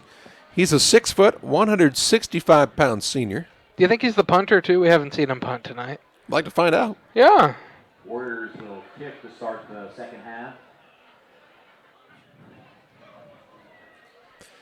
8 senior starters on the offensive side for Athens. Enrollment of 296, by the way, Back to the receive for the Sockies. for this Athens program. 2, Colton Story.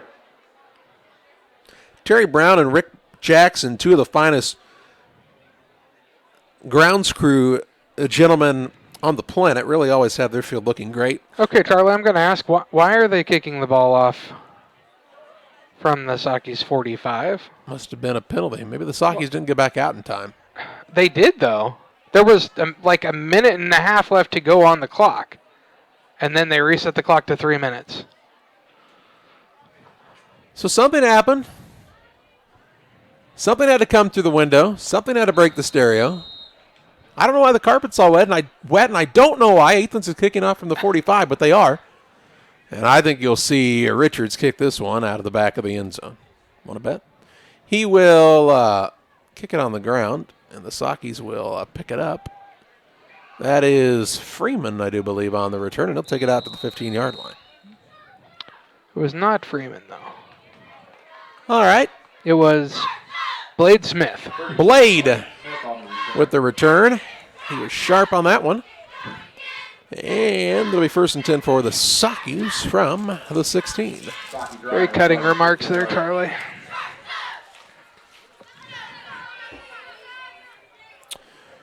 First and 10 from their own 16-yard line for Pittsfield. Just underway here in the third quarter, down 28 points. But looking for a positive drive to start the second half. Bobby Stout is in at quarterback, sends a man in Paxton out wide left. A little confusion in the backfield as they shift some men around. Still kind of looking at one another. Now Stout under center. Takes the snap, hands it off to the deep back, Freeman. He is tackled quickly for a loss of 1. It brings up a 2nd down and 11. His lead blocker that time did not get through the hole, and therefore he did not either. Freeman is just not big enough to have a lot of success running between the tackles. But if he can get outside, he can really motor. Yeah. He comes out as Grattan is back in now at the tailback spot. Stout takes the snap, hands it off to the deep back in Grattan. Penalty flag in as Grattan stretches out to the 20-yard line. Would be a gain of 5. But a flag comes in late, and they're going to say it is a hold here, I do believe. Personal foul, face mask against Athens, just like we thought. And that'll be a 1st down for the Sockies. So give Grattan a 5-yard gain and then a 15-yard penalty on a face mask. And so that will move the ball from the 20 all the way out to the 35 is where it should end up. Maybe just shy. Nose is on the 35. We'll call it the 35-yard line, 1st and 10. 11-11 to play in this third quarter. Make a wish, John, 11-11. I don't know why that's any luckier than 964, also known as 1004. Here's Freeman looking for running room. He has to duck out of bounds, but he gains across the 40, out to the 41-yard line, a gain of 6. Brings up a 2nd down and 4. 964, huh? They will keep the Saki sideline clear. Not going to give them a sideline warning. Just going to say, hey, make sure it's all clear out here. Stay in your box. And that appears to be. Looks like there's good room for the referee to move back and forth. Stout under center. Clock stops at the 11-minute mark of this third quarter. He is going to hand it off to the deep back, and Grattan, he runs into the guard who was pulling, trying to get around the edge. Now Grattan, he runs over a man as they go tussling out of bounds with each other. After the 44, that's a gain of 3 on the play. Brings up a third down and, 2, John? It will be, 3rd down and 2. Yeah, Grattan nearly took the flag out on the sideline that time. One of his own men kind of took the brunt of the hit at the end. Grattan likes to finish the run. He does. He is out of the game now, as Freeman is checked back in on this 3rd and 2. They'll hand it off to the fullback in Howland, and Howland's fighting for yardage, but he's turned backwards. Really nice play on that to not allow him to get away by Riley Lopian. He's going to gain 1. Stop, gain the yard, brings up a 4th and a long one here, and I think the Sockies will punt.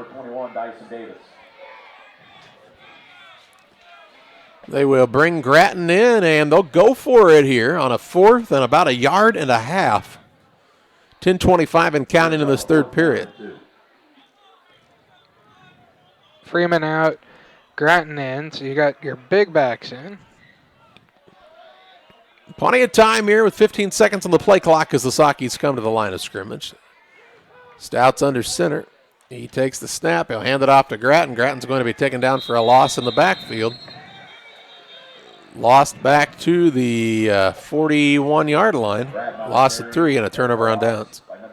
Yeah, that time just the handoff was not clean, and there was no chance to gain. So they'll start at the Socky 41, Will Athens, with 10:04 to play in this third period. Down 4 scores, you have to take some chances like that. And what it does, unfortunately, if you don't convert, is set up Athens with a short field in front of them.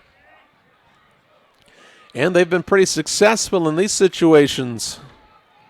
On the evening, for sure. So far tonight, and so far this season. Single man wide to the right-hand side, double wing as Richards is under center. He is going to hand it off to Laird. Laird looking for running room, right-hand side, has blockers out in front. He may go for a touchdown. He cuts back to the middle of the field, and he's still going to go. Still going to go for 6. A 41-yard run by Laird. The 9:53 mark of the third quarter makes it a 34-0 lead for the Warriors. I think he could have stayed outside and run for the score. I think he could have. I think he could have cut it back inside and run for the score. He did cut it back inside. He could, he would, he did. And with an extra point attempt here is Jack Richards. The right-handed, right-footed kicker. He puts this one through the uprights and makes it a 35-0 lead for the Warriors. 9:53 to play in the third. Athens 35, Pittsfield nothing. Back with you after this. At Illini Community Hospital, our goal is to provide high-quality medical care close to the communities we call home. Our team of providers and nurses are here to help guide you every step of the way to your healthcare journey with the personalized style of medicine you've come to expect from Illini. Illini is proud to welcome Dr. Esfaldo Wesley, oncologist, to our oncology team. He joins Sherry White, nurse practitioner, providing high-quality oncology care right here at home. For more information, visit IlliniHospital.org. Illini Community Hospital, proudly improving the health of our communities. 9:53 to play in the third period. 35-0 advantage for Athens on top of Pittsfield on the Trash Queen scoreboard. Glenwood has a 27-0 lead over MacArthur at the halftime break. So it appears they'll probably stay undefeated. I would say it's a pretty good chance. Did you say they have Rochester next week? I do believe that's correct. Should be a good matchup. Don't quote me on that, though, John. I'm going to say, well, Charlie Hull said, this is what's happening. So that's what's supposed to happen. They will kick off here from the normal spot. We're still not really exactly sure where they kicked off from the 45 the last time of Pittsfield, but now they kick off from the 40 and will kick another low-line drive kick. It's going to go between the man's legs and go into the end zone, and that'll be a touchback. So the Sockies will start at their own 20-yard line. 1st and 10. That looked like a ball that was hit hard to shortstop and then popped up in between the man's legs. John? Sir. I need to admit that I was wrong. Okay. Rochester and Glenwood don't play till week number 9. It's the last week of the season. I'd say they'll both be undefeated. It'll be a heck of a week. Well, Glenwood actually still has some tough games on their schedule.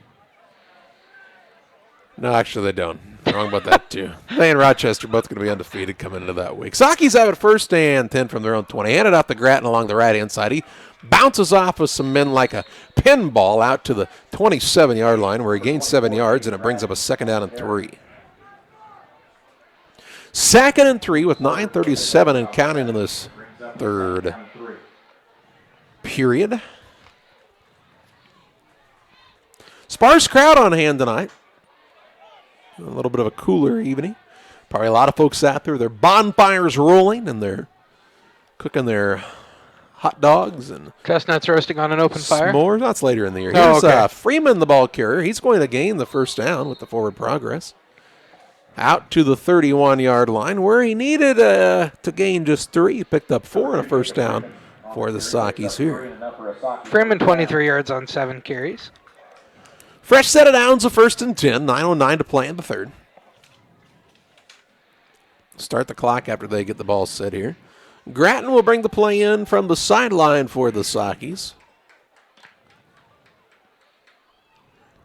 As it looks like the Sockies have a different center in there. I think Blaine Dell is playing the center spot now.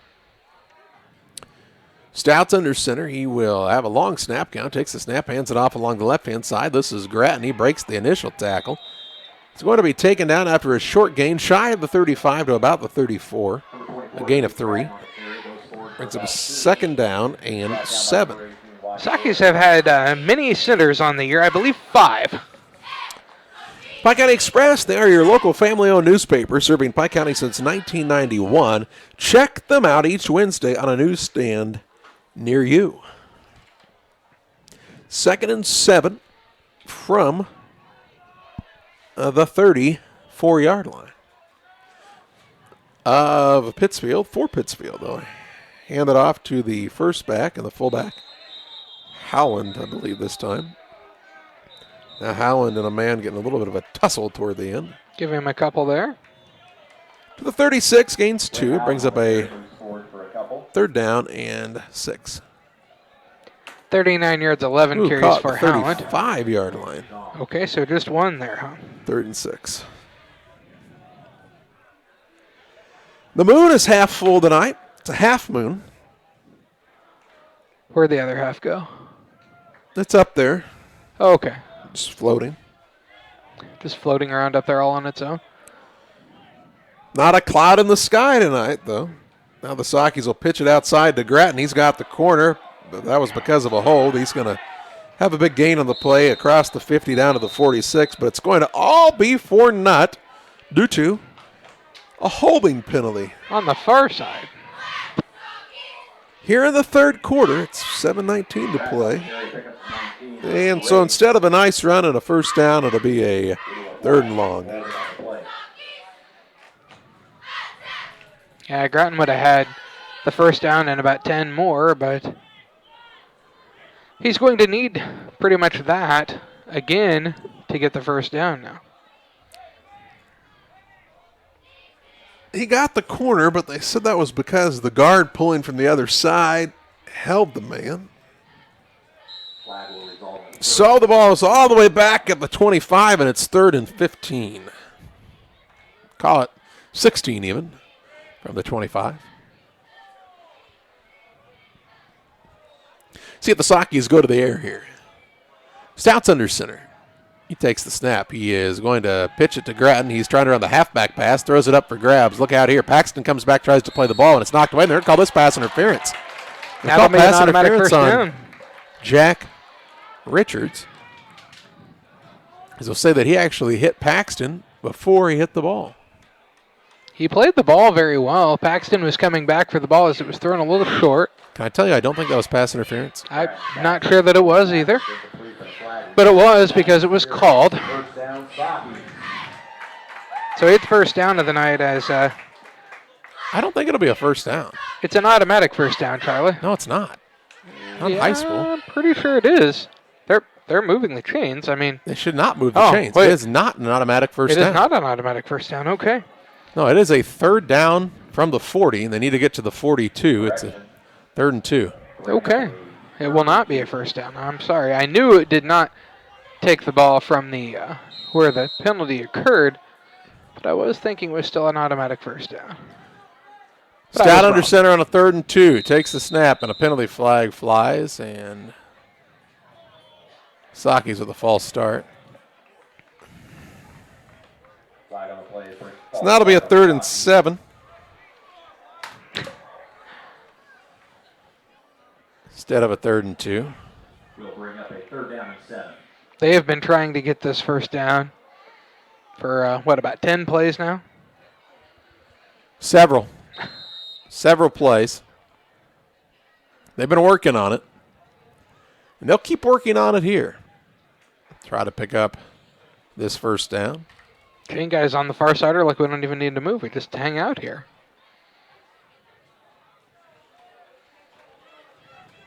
So it is a 3rd and 7. See if they go to the air. Stout's under center. He's back to pass. Looking for room. He's looking for a man, and it is an incomplete pass as Howland was the intended receiver. And so now the Sockers will be forced to punt. Stout's pass.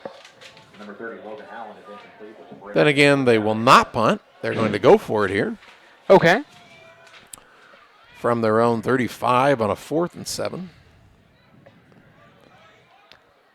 They do have 3 timeouts. They could rethink that. They will send Howland and Freeman in. Oh, wait. No, Howland's coming back out. Just Freeman.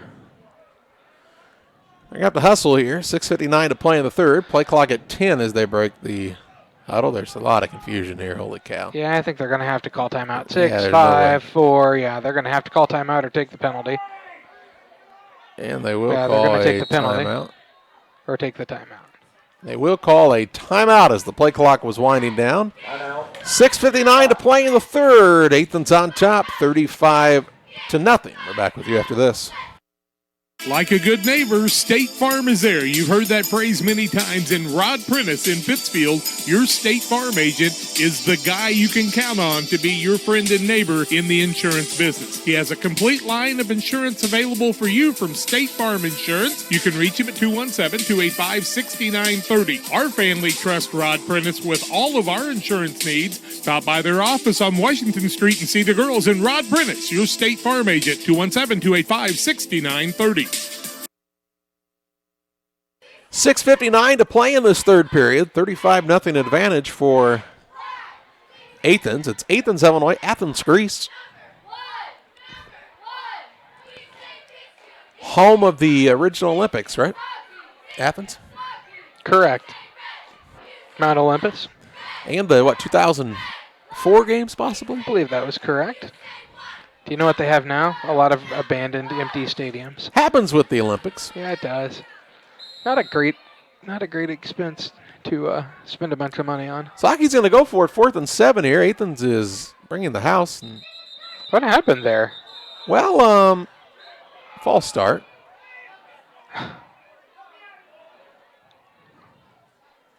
We're going to have a personal foul on someone. I'm not sure. No, it's not a personal foul. Well, what did he throw the flag? Well, he threw the flag. False start. Well, no, I know he threw, but that flag had already been thrown, I thought.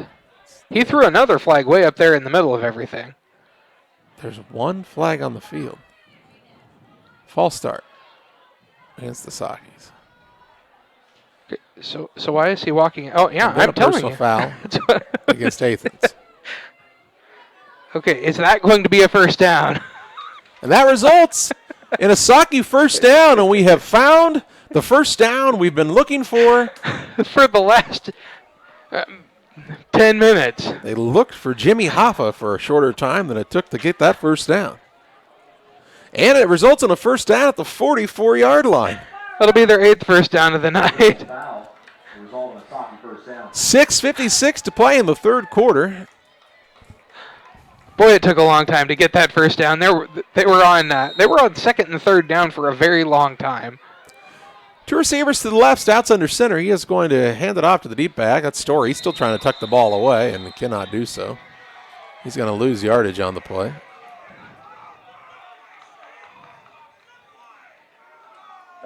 How many is he going to lose there? Going to lose 2 on the play. What? Why is there so much yelling? It was from the far sideline, Charlie. I don't know. They're very excitable people over there. And loss of 2. And it's going to bring up a second down and 12. 6:24 and counting in this third period. We're just at the right place to hear the yelling from the far side way more than we hear from this side. Stouts under center, takes the snap. He is going to hand it off to Grattan, the deep back. He breaks a tackle and then is going to be taken down near the line of scrimmage. And now we see a penalty flag fly. And this may be offsetting as everybody was kind of unhappy. Blaine Dell is down hurt. So Dell is injured right next to where the flag flew. Grattan picks up a yard. And I think we're going to have offsetting penalties. Yeah, I believe we'll have offsetting personal foul penalties, but we'll see. The white hat will tell us personal foul against Athens. We also have a personal foul against the Sakis. They offset, and we're just going to pretend like they didn't even happen. And Blaine Dell is going to be helped off the field by the trainer and one of the coaches. That'll bring Walker back on as the center.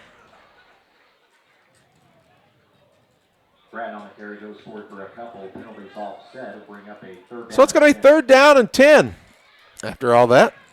Let's see how many times we can run this 3rd down. 45, is it not? It's on the 45, yes. Well, 44 3/4. The box says 2nd down. That's right, because of the offsetting penalties. They were live ball penalties, I guess. Well, I didn't think they were. I thought they were certainly dead ball penalties, but the referees have not corrected it, so they're going to go with 2nd down. So Grattan did not get a yard, although he did because the ball had to move forward that yard that it has. Now the Sakis will be called for delay of game.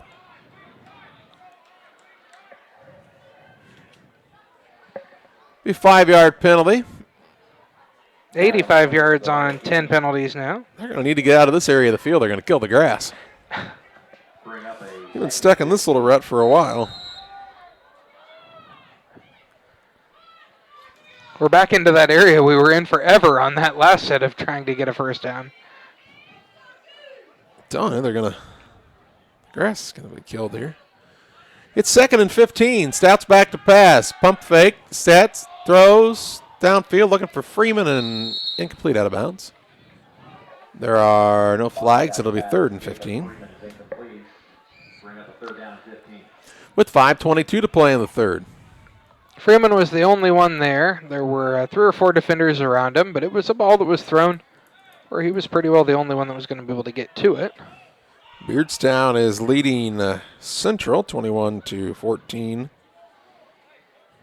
in the 3rd quarter of that contest.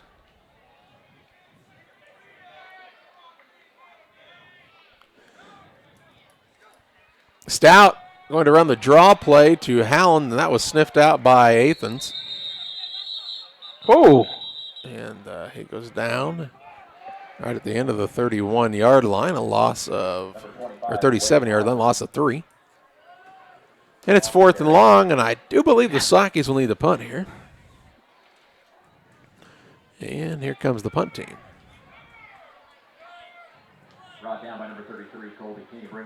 I believe they're going to punt this time. I believe you are correct. It's 4th and 15. Back deep for Athens. We see a man wearing a number 82. They don't have him listed on the roster.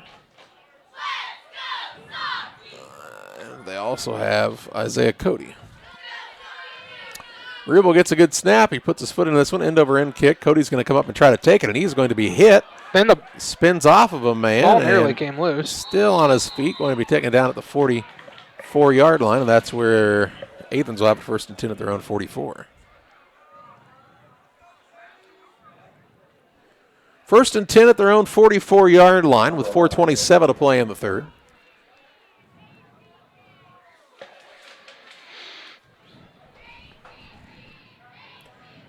for Athens here. One more score, and that would be a running clock.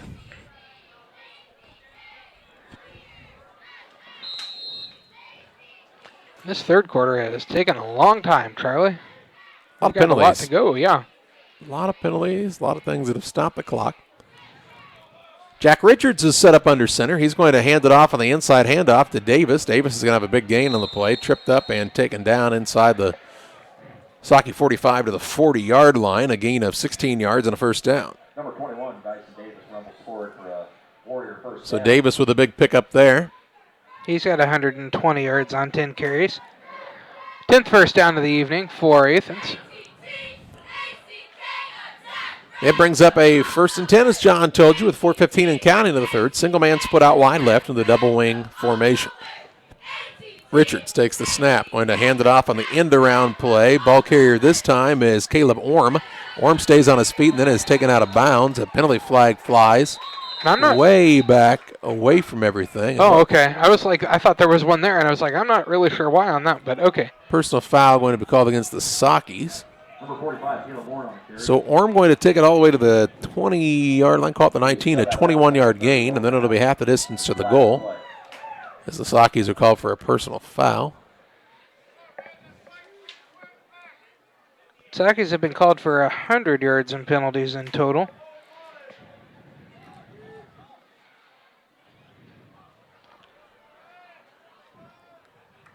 So that takes the ball to the 10-yard line. It'll be 1st and goal from the 10. Flag will result in a first down for the Warriors. So 1st and goal with 4:03 to play in the third period.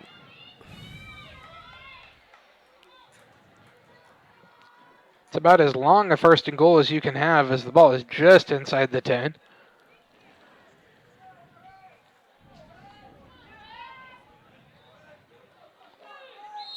And now a whistle and a timeout going to be taken by the Sakis, and Paul Petty is headed straight to the official to ask a question here. That's the second timeout of the second half against Pittsfield.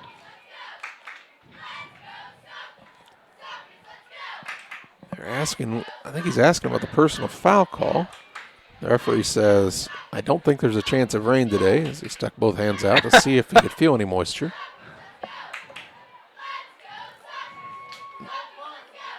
Now Wade Howland asks the official something. He pats him on the shoulder. Now he comes back. Howland pats him on the shoulder as he walks off. And after all that, it'll be 1st and goal from the 10.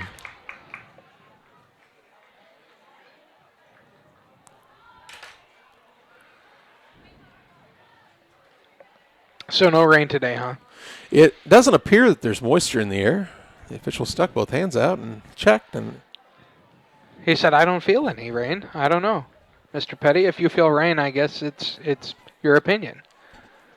1st and goal for Athens. Again, a score here would run the clock. And this Athens squad, man, they've really been on a roll since that week 1 loss to Williamsville.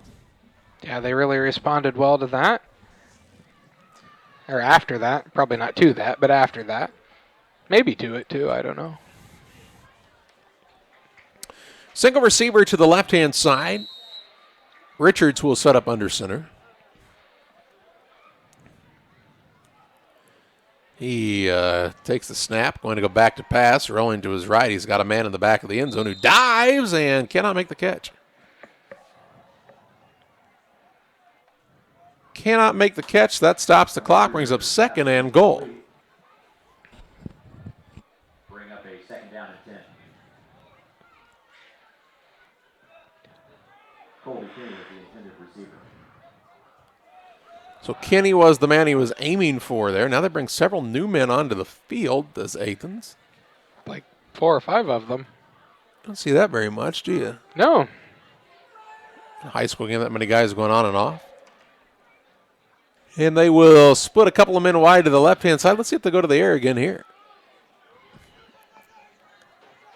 Under center is the quarterback, Richards. He's going to hand it off on the little inside handoff, and that man takes it to the end zone. This is Orm. Orm with the score, and that makes it 41-0 with 3:36 to play in the third. That will mean after the next kickoff, it will be a running clock in this contest. On the Trash Queen scoreboard, it's Athens 41, Pittsfield nothing. With still 3:36 to play in this third period. On for the extra point attempt is Jack Richards, the kicker. He puts his foot into this one. It is up, and it is good. 42-0, Athens. With the lead, with 3:36 to play in the third, we're back on the other side of this timeout. Mid-USA Landscaping, serving all of Pike County for residential and commercial lawn care. Mid-USA Landscaping can beautify your lawn and property with proper treatment, spraying, seeding, and of course landscaping designs perfect for your home or business. Mid-USA donates to the local area Little League fields and sports fields at your schools, and they are the perfect fit for you. Call them today at 217-577-4900. That's 577-4900. Mid-USA Landscaping for you.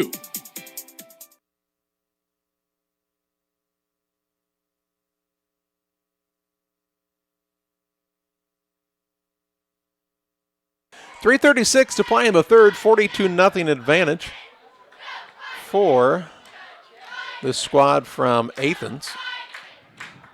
I also tell you that Auburn leads North Mac 13-7 with 5 minutes to go in the third quarter. Beardstown now has a 2-score lead on Camp Point, 28-14, with 9:23 to play in the fourth of that contest.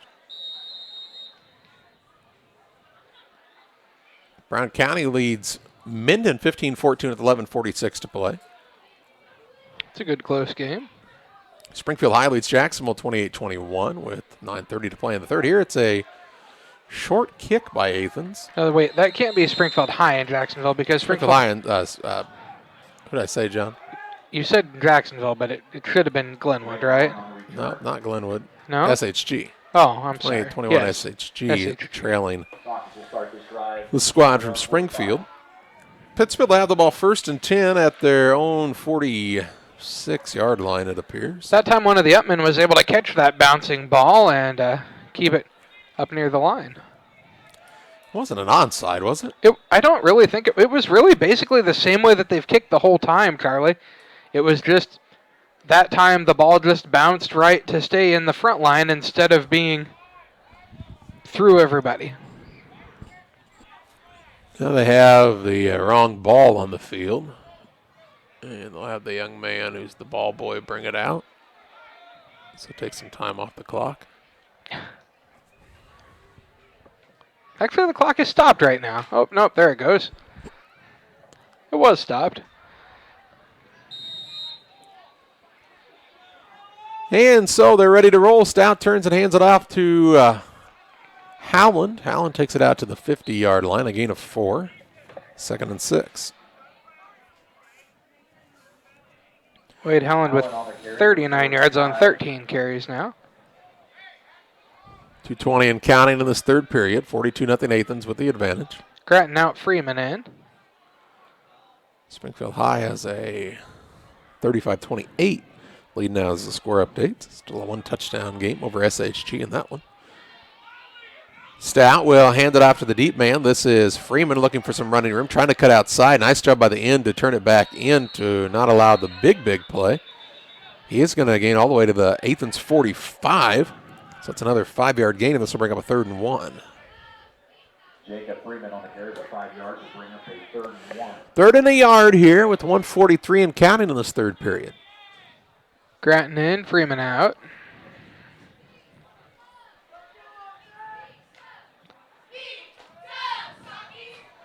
Single man wide to the left is Paxton. Stout will be under center. He will take it, pitch it to Grattan. He's going to have the first down. And Moore takes it inside the 40, spins forward to around the 37-yard line. A gain on the play of 8, that's a Saki first down. 9th first down of the night. Just over a minute to play in this third period. Fresh set of downs for the Sakis, looking to get on the board in this contest. They've got it 1st and 10 from the Athens 37.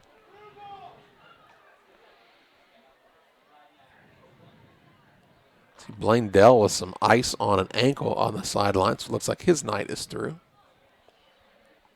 So Walker is in at the center spot as he leads the line to the ball here. There's some confusion as men go back and forth. Put a man in motion, and now 2 men in motion. That'll be a false start.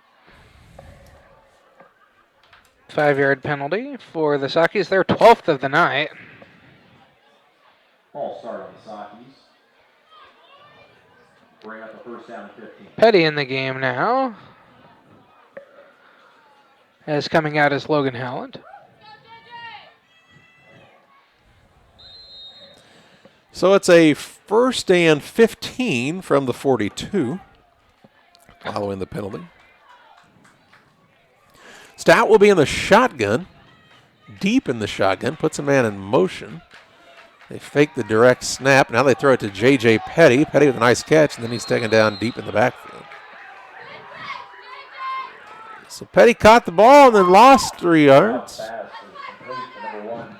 2nd and 17 to start the 4th quarter. It's 42-0. Athens with the lead over Pittsfield. Back with 4th quarter play-by-play after this. USA Landscaping, serving all of Pike County for residential and commercial lawn care. Mid-USA Landscaping can beautify your lawn and property with proper treatment, spraying, seeding, and of course landscaping designs perfect for your home or business. Mid-USA donates to the local area Little League fields and sports fields at your schools, and they are the perfect fit for you. Call them today at 217-577-4900. That's 577-4900. Mid-USA Landscaping for you. At Lanham Chiropractic, their mission is to ensure that they guide each patient to the possibility and enjoyment of a healthier you. Dr. Chris Lanham works together with each patient to identify the cause of the chiropractic issue and address it through chiropractic care, proper nutrition, and natural supplements, all while utilizing honest and trusting communication. If you're looking for a hands-on chiropractor who's proud to call this area home, call Dr. Chris Lanham at Lanham Chiropractic in Pittsfield at 217-285-6300. We're ready to start the 4th quarter of play. The Sockies have the ball 2nd down and about 17 yards to go following the loss. They will put Petty in motion. They'll fake the pass to him. They'll throw it back to the right-hand side now, and it's caught by Howland, I do believe, is the receiver here. And he will be taken down inside the 40 to around the 37-yard line. There was an Athens coach within 5 yards of him out on the field, too. And it's an 8-yard pickup on the pass to, nope, not 8, call it a 7-yard pickup, and it's 3rd and 11. To the 38-yard line. 3rd and 11 here for the Sockies.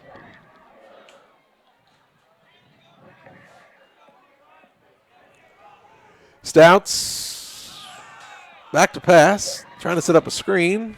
Took a while to develop, and they will sniff it out nicely, the Athens. It's a loss of 3 yards on the reception by Howland. It's 4th and 14.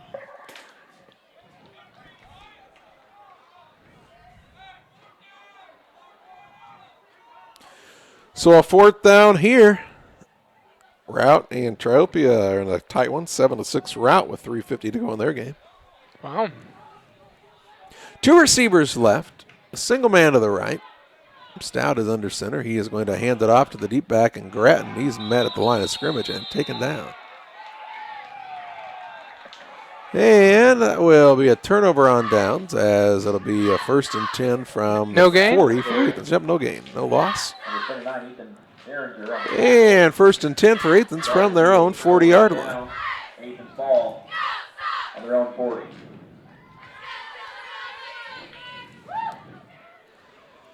See if Athens has a little different look on the offensive side here. Up by 42 and a running clock late in this game. Looks like they do have a new quarterback in. That's going to be Will Gordon. He's a 5,940-pound sophomore. He comes out with a single-man split to the left-hand side in the double wing formation. Looks like some new ball carriers in there as well. Put a man in motion, hand it off to the man coming back from the right. This is Colby Schultes. Schultes is taken down after a gain of a yard. It brings up a 2nd down and 9. Colby Schultes is a senior, 5'8", 160 pounds. Colby Schultes on the carry. His first touch of the night. Give him 1. Yes, sir, a 1-yard gain and a 2nd and 9. Athens will take their time in the huddle here. is going to the sideline to get the play, Will Gordon.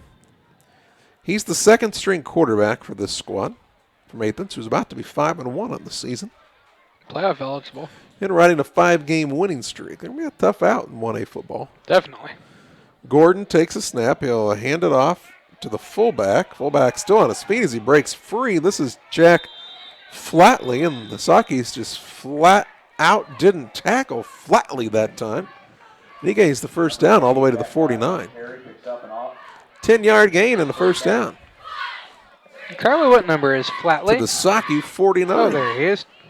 He's 28. I found him. He's a 5'9", 180-pound junior. A couple of these guys that haven't had any touches on the night are looking to get their opportunity to run the ball.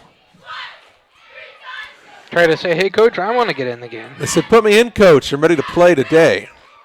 Not a center field position here, though. Gordon is under center. He takes the ball and hands it off, trying to get the end-around man open, and this man's got a nice gain on the play. In fact, he might go for a touchdown. Nope, they're going to catch him from behind. This is Jared Chandler. And Chandler takes the ball down to the 23-yard line. That is a pickup on the play of 26 yards by Chandler. And another Athens first down to the Saki 23. So this second-string offense is moving the ball right down the field with 7:40 and counting.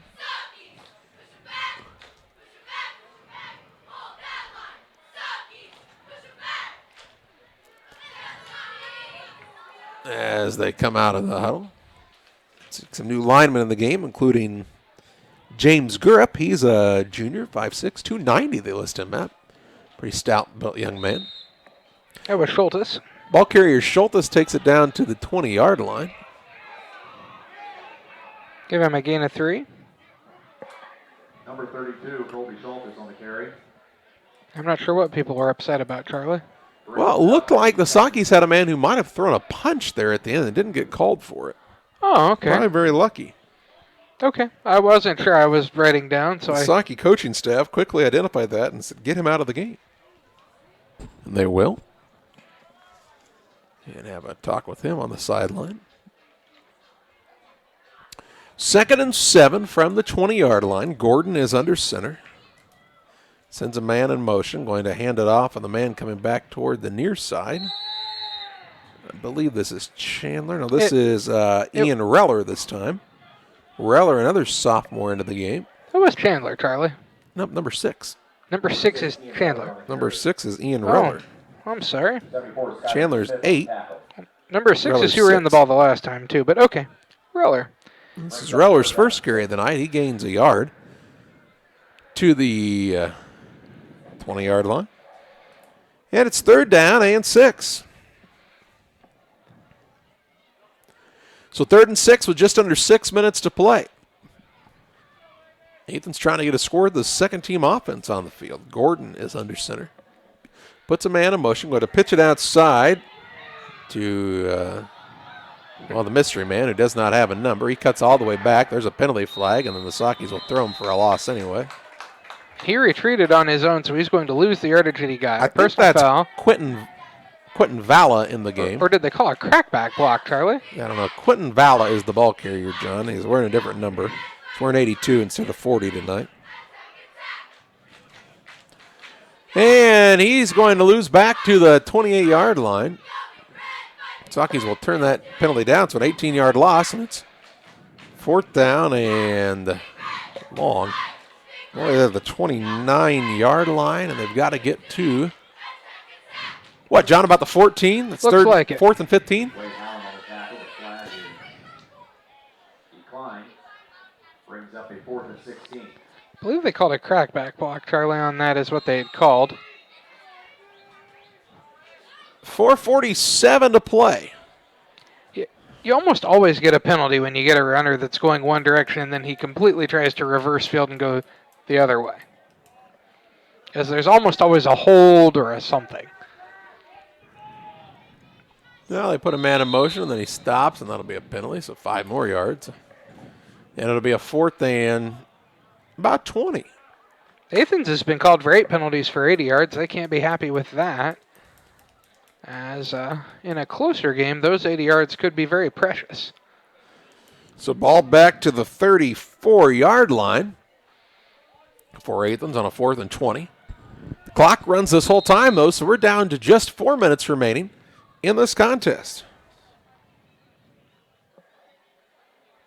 They're going to have to hustle to get a play going, too. Now they're going to be there.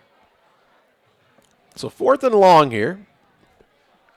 See if they try to get outside on the run. They will run a little reverse play, and Sakis will sniff it out nicely. Ball carrier is Ian Reller. Reller going to take it to the 30-yard line. Gains 4, and that'll be a turnover on downs. So Jackson on the stop for the Sakis, and they'll start 1st and 10 at their own 30 with 3:23 and counting. And now we'll see a timeout whistle for Pittsfield, and we'll pause as well. 3:20 to play. Athens on top by a 42-0 count. Back with you after this. Together, we build. It's more than just a tagline at John Petty & Sons Custom Builders. It's our way of life. Our team is committed to building high-quality, custom-built commercial and residential facilities to fit the needs of your family or business. From design, new construction, renovation, and repairs, we have the expertise to turn your project into reality. Call us for a free quote at 217-248-6196. That's 248-6196. Or check us out on Facebook. John Petty & Sons Custom Builders. Together, we build. For delicious, authentic Italian pizza and pasta, it's Gianni's Pizza on the Square in Pittsfield. From delicious appetizers to a wide selection of specialty pizzas and pastas, Gianni's has something everyone will enjoy. Take advantage of the Gianni's Pizza Special, where you can order any extra large pizza and receive a free small one-topping pizza. For carryout or delivery, call 285-4002. That's 285-4002 for Gianni's Pizza on the Square in Pittsfield. Pittsfield takes over 1st and 10 with 3:20 to play in this contest. They took the timeout to stop the clock.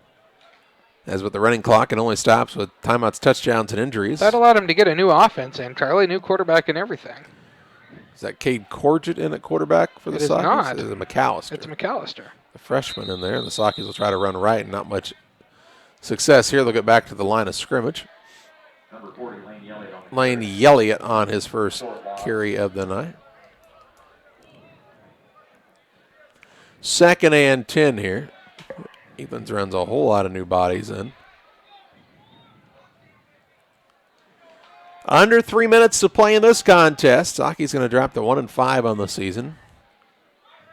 Athens going to improve to 5-1. McAllister under center takes the snap, going to hand it off along the right-hand side. This is Elliott trying to cut back, and no cutback lane here. He's going to lose a yard.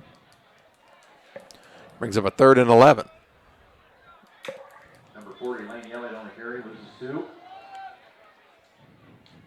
These two teams will play JV football on Monday night at Athens. It's a JV half, a fresh soft 3rd quarter, and a freshman 4th quarter. That's the way they're doing that in the Sangamo this year. As only half of the teams are playing a freshman schedule at all. McAllister under center. He'll take the snap. Goes back to pass, looking to throw, and he underthrows his intended receiver here in Blade Smith. And they'll bring the punt team on. Number 36, Blade Smith, will bring up a 4th and 12. So it's a 4th and 12, 4th and 11. Either way you look at it, it's a punting situation here for the Sakis. It's going to be down to, about a minute 20 by the time the play happens. Yeah, not going to be much time on the clock here. Rubel stands at his own 16-yard line. He'll put his foot into this one. It does not go extremely far, and will roll out of bounds at about the 45, and that's where Athens takes over 1st and 10 at their own 45-yard line.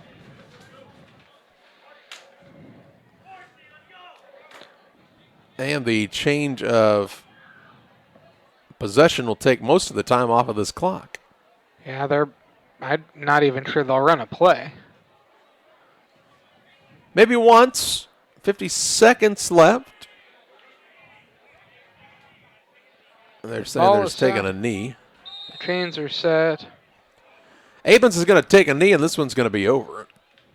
And as long as they get one more lineman on the field, that is. Warriors are going to improve to 5-1 on the season. The Sakis dropped to 1-5 in a 42-0 win for Athens over Pittsfield. The Sakis are on the road next week when they will play at Porta. We'll wrap this one up on the Geared Up post-game show after this. Geared Up is your local source for custom apparel and awards. Geared Up offers a wide variety of apparel options, including embroidery, t-shirts, sweatshirts, polos. We do it all. Ask us how we can help you raise funds for your local school or organization. Find us online at www.wegearyouup.com or call 217-473-6290. That's 473-6290 for Geared Up custom apparel and awards.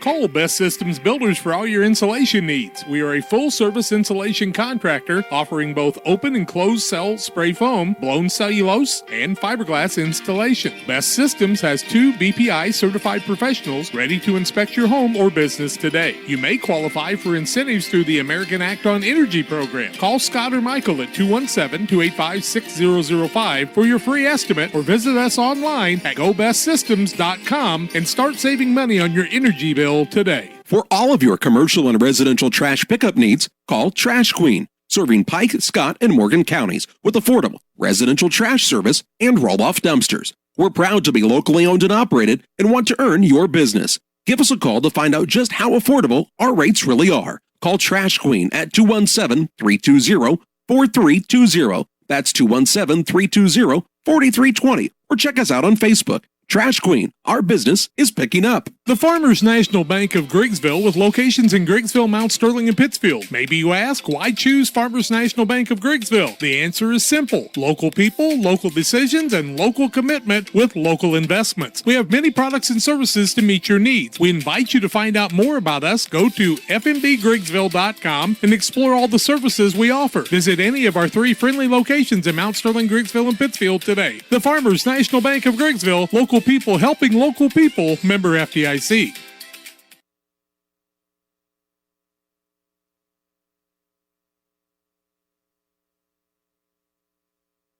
Welcome back on the Geared Up postgame show. Final score in this contest, Athens improves to 5-1 on the season as they defeat the Pittsfield Sakis by a score of 42-0.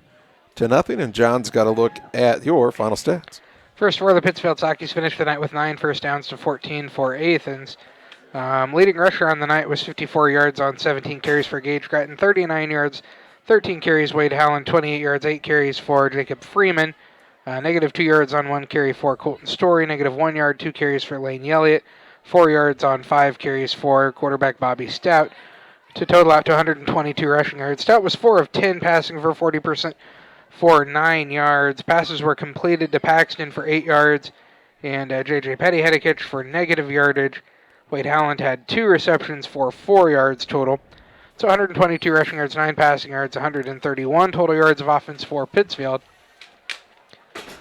For Athens, they finished the game with 14 first downs, led in rushing by 120 yards on 10 carries for Dyson Davis, 112 yards, 6 carries for Nick Laird, then 44 yards on 2 carries for Isaiah Cody, 31 yards, 2 carries for Caleb Orm, 4 yards on 2 carries for Colby Schultes, 10 yards, 1 carry for Jack Flatley, 26 yards on 1 carry for Jared Chandler, 5 yards on 2 carries for Ian Reller, and negative 18 yards on 1 carry for Quentin Vala for 334 rushing yards.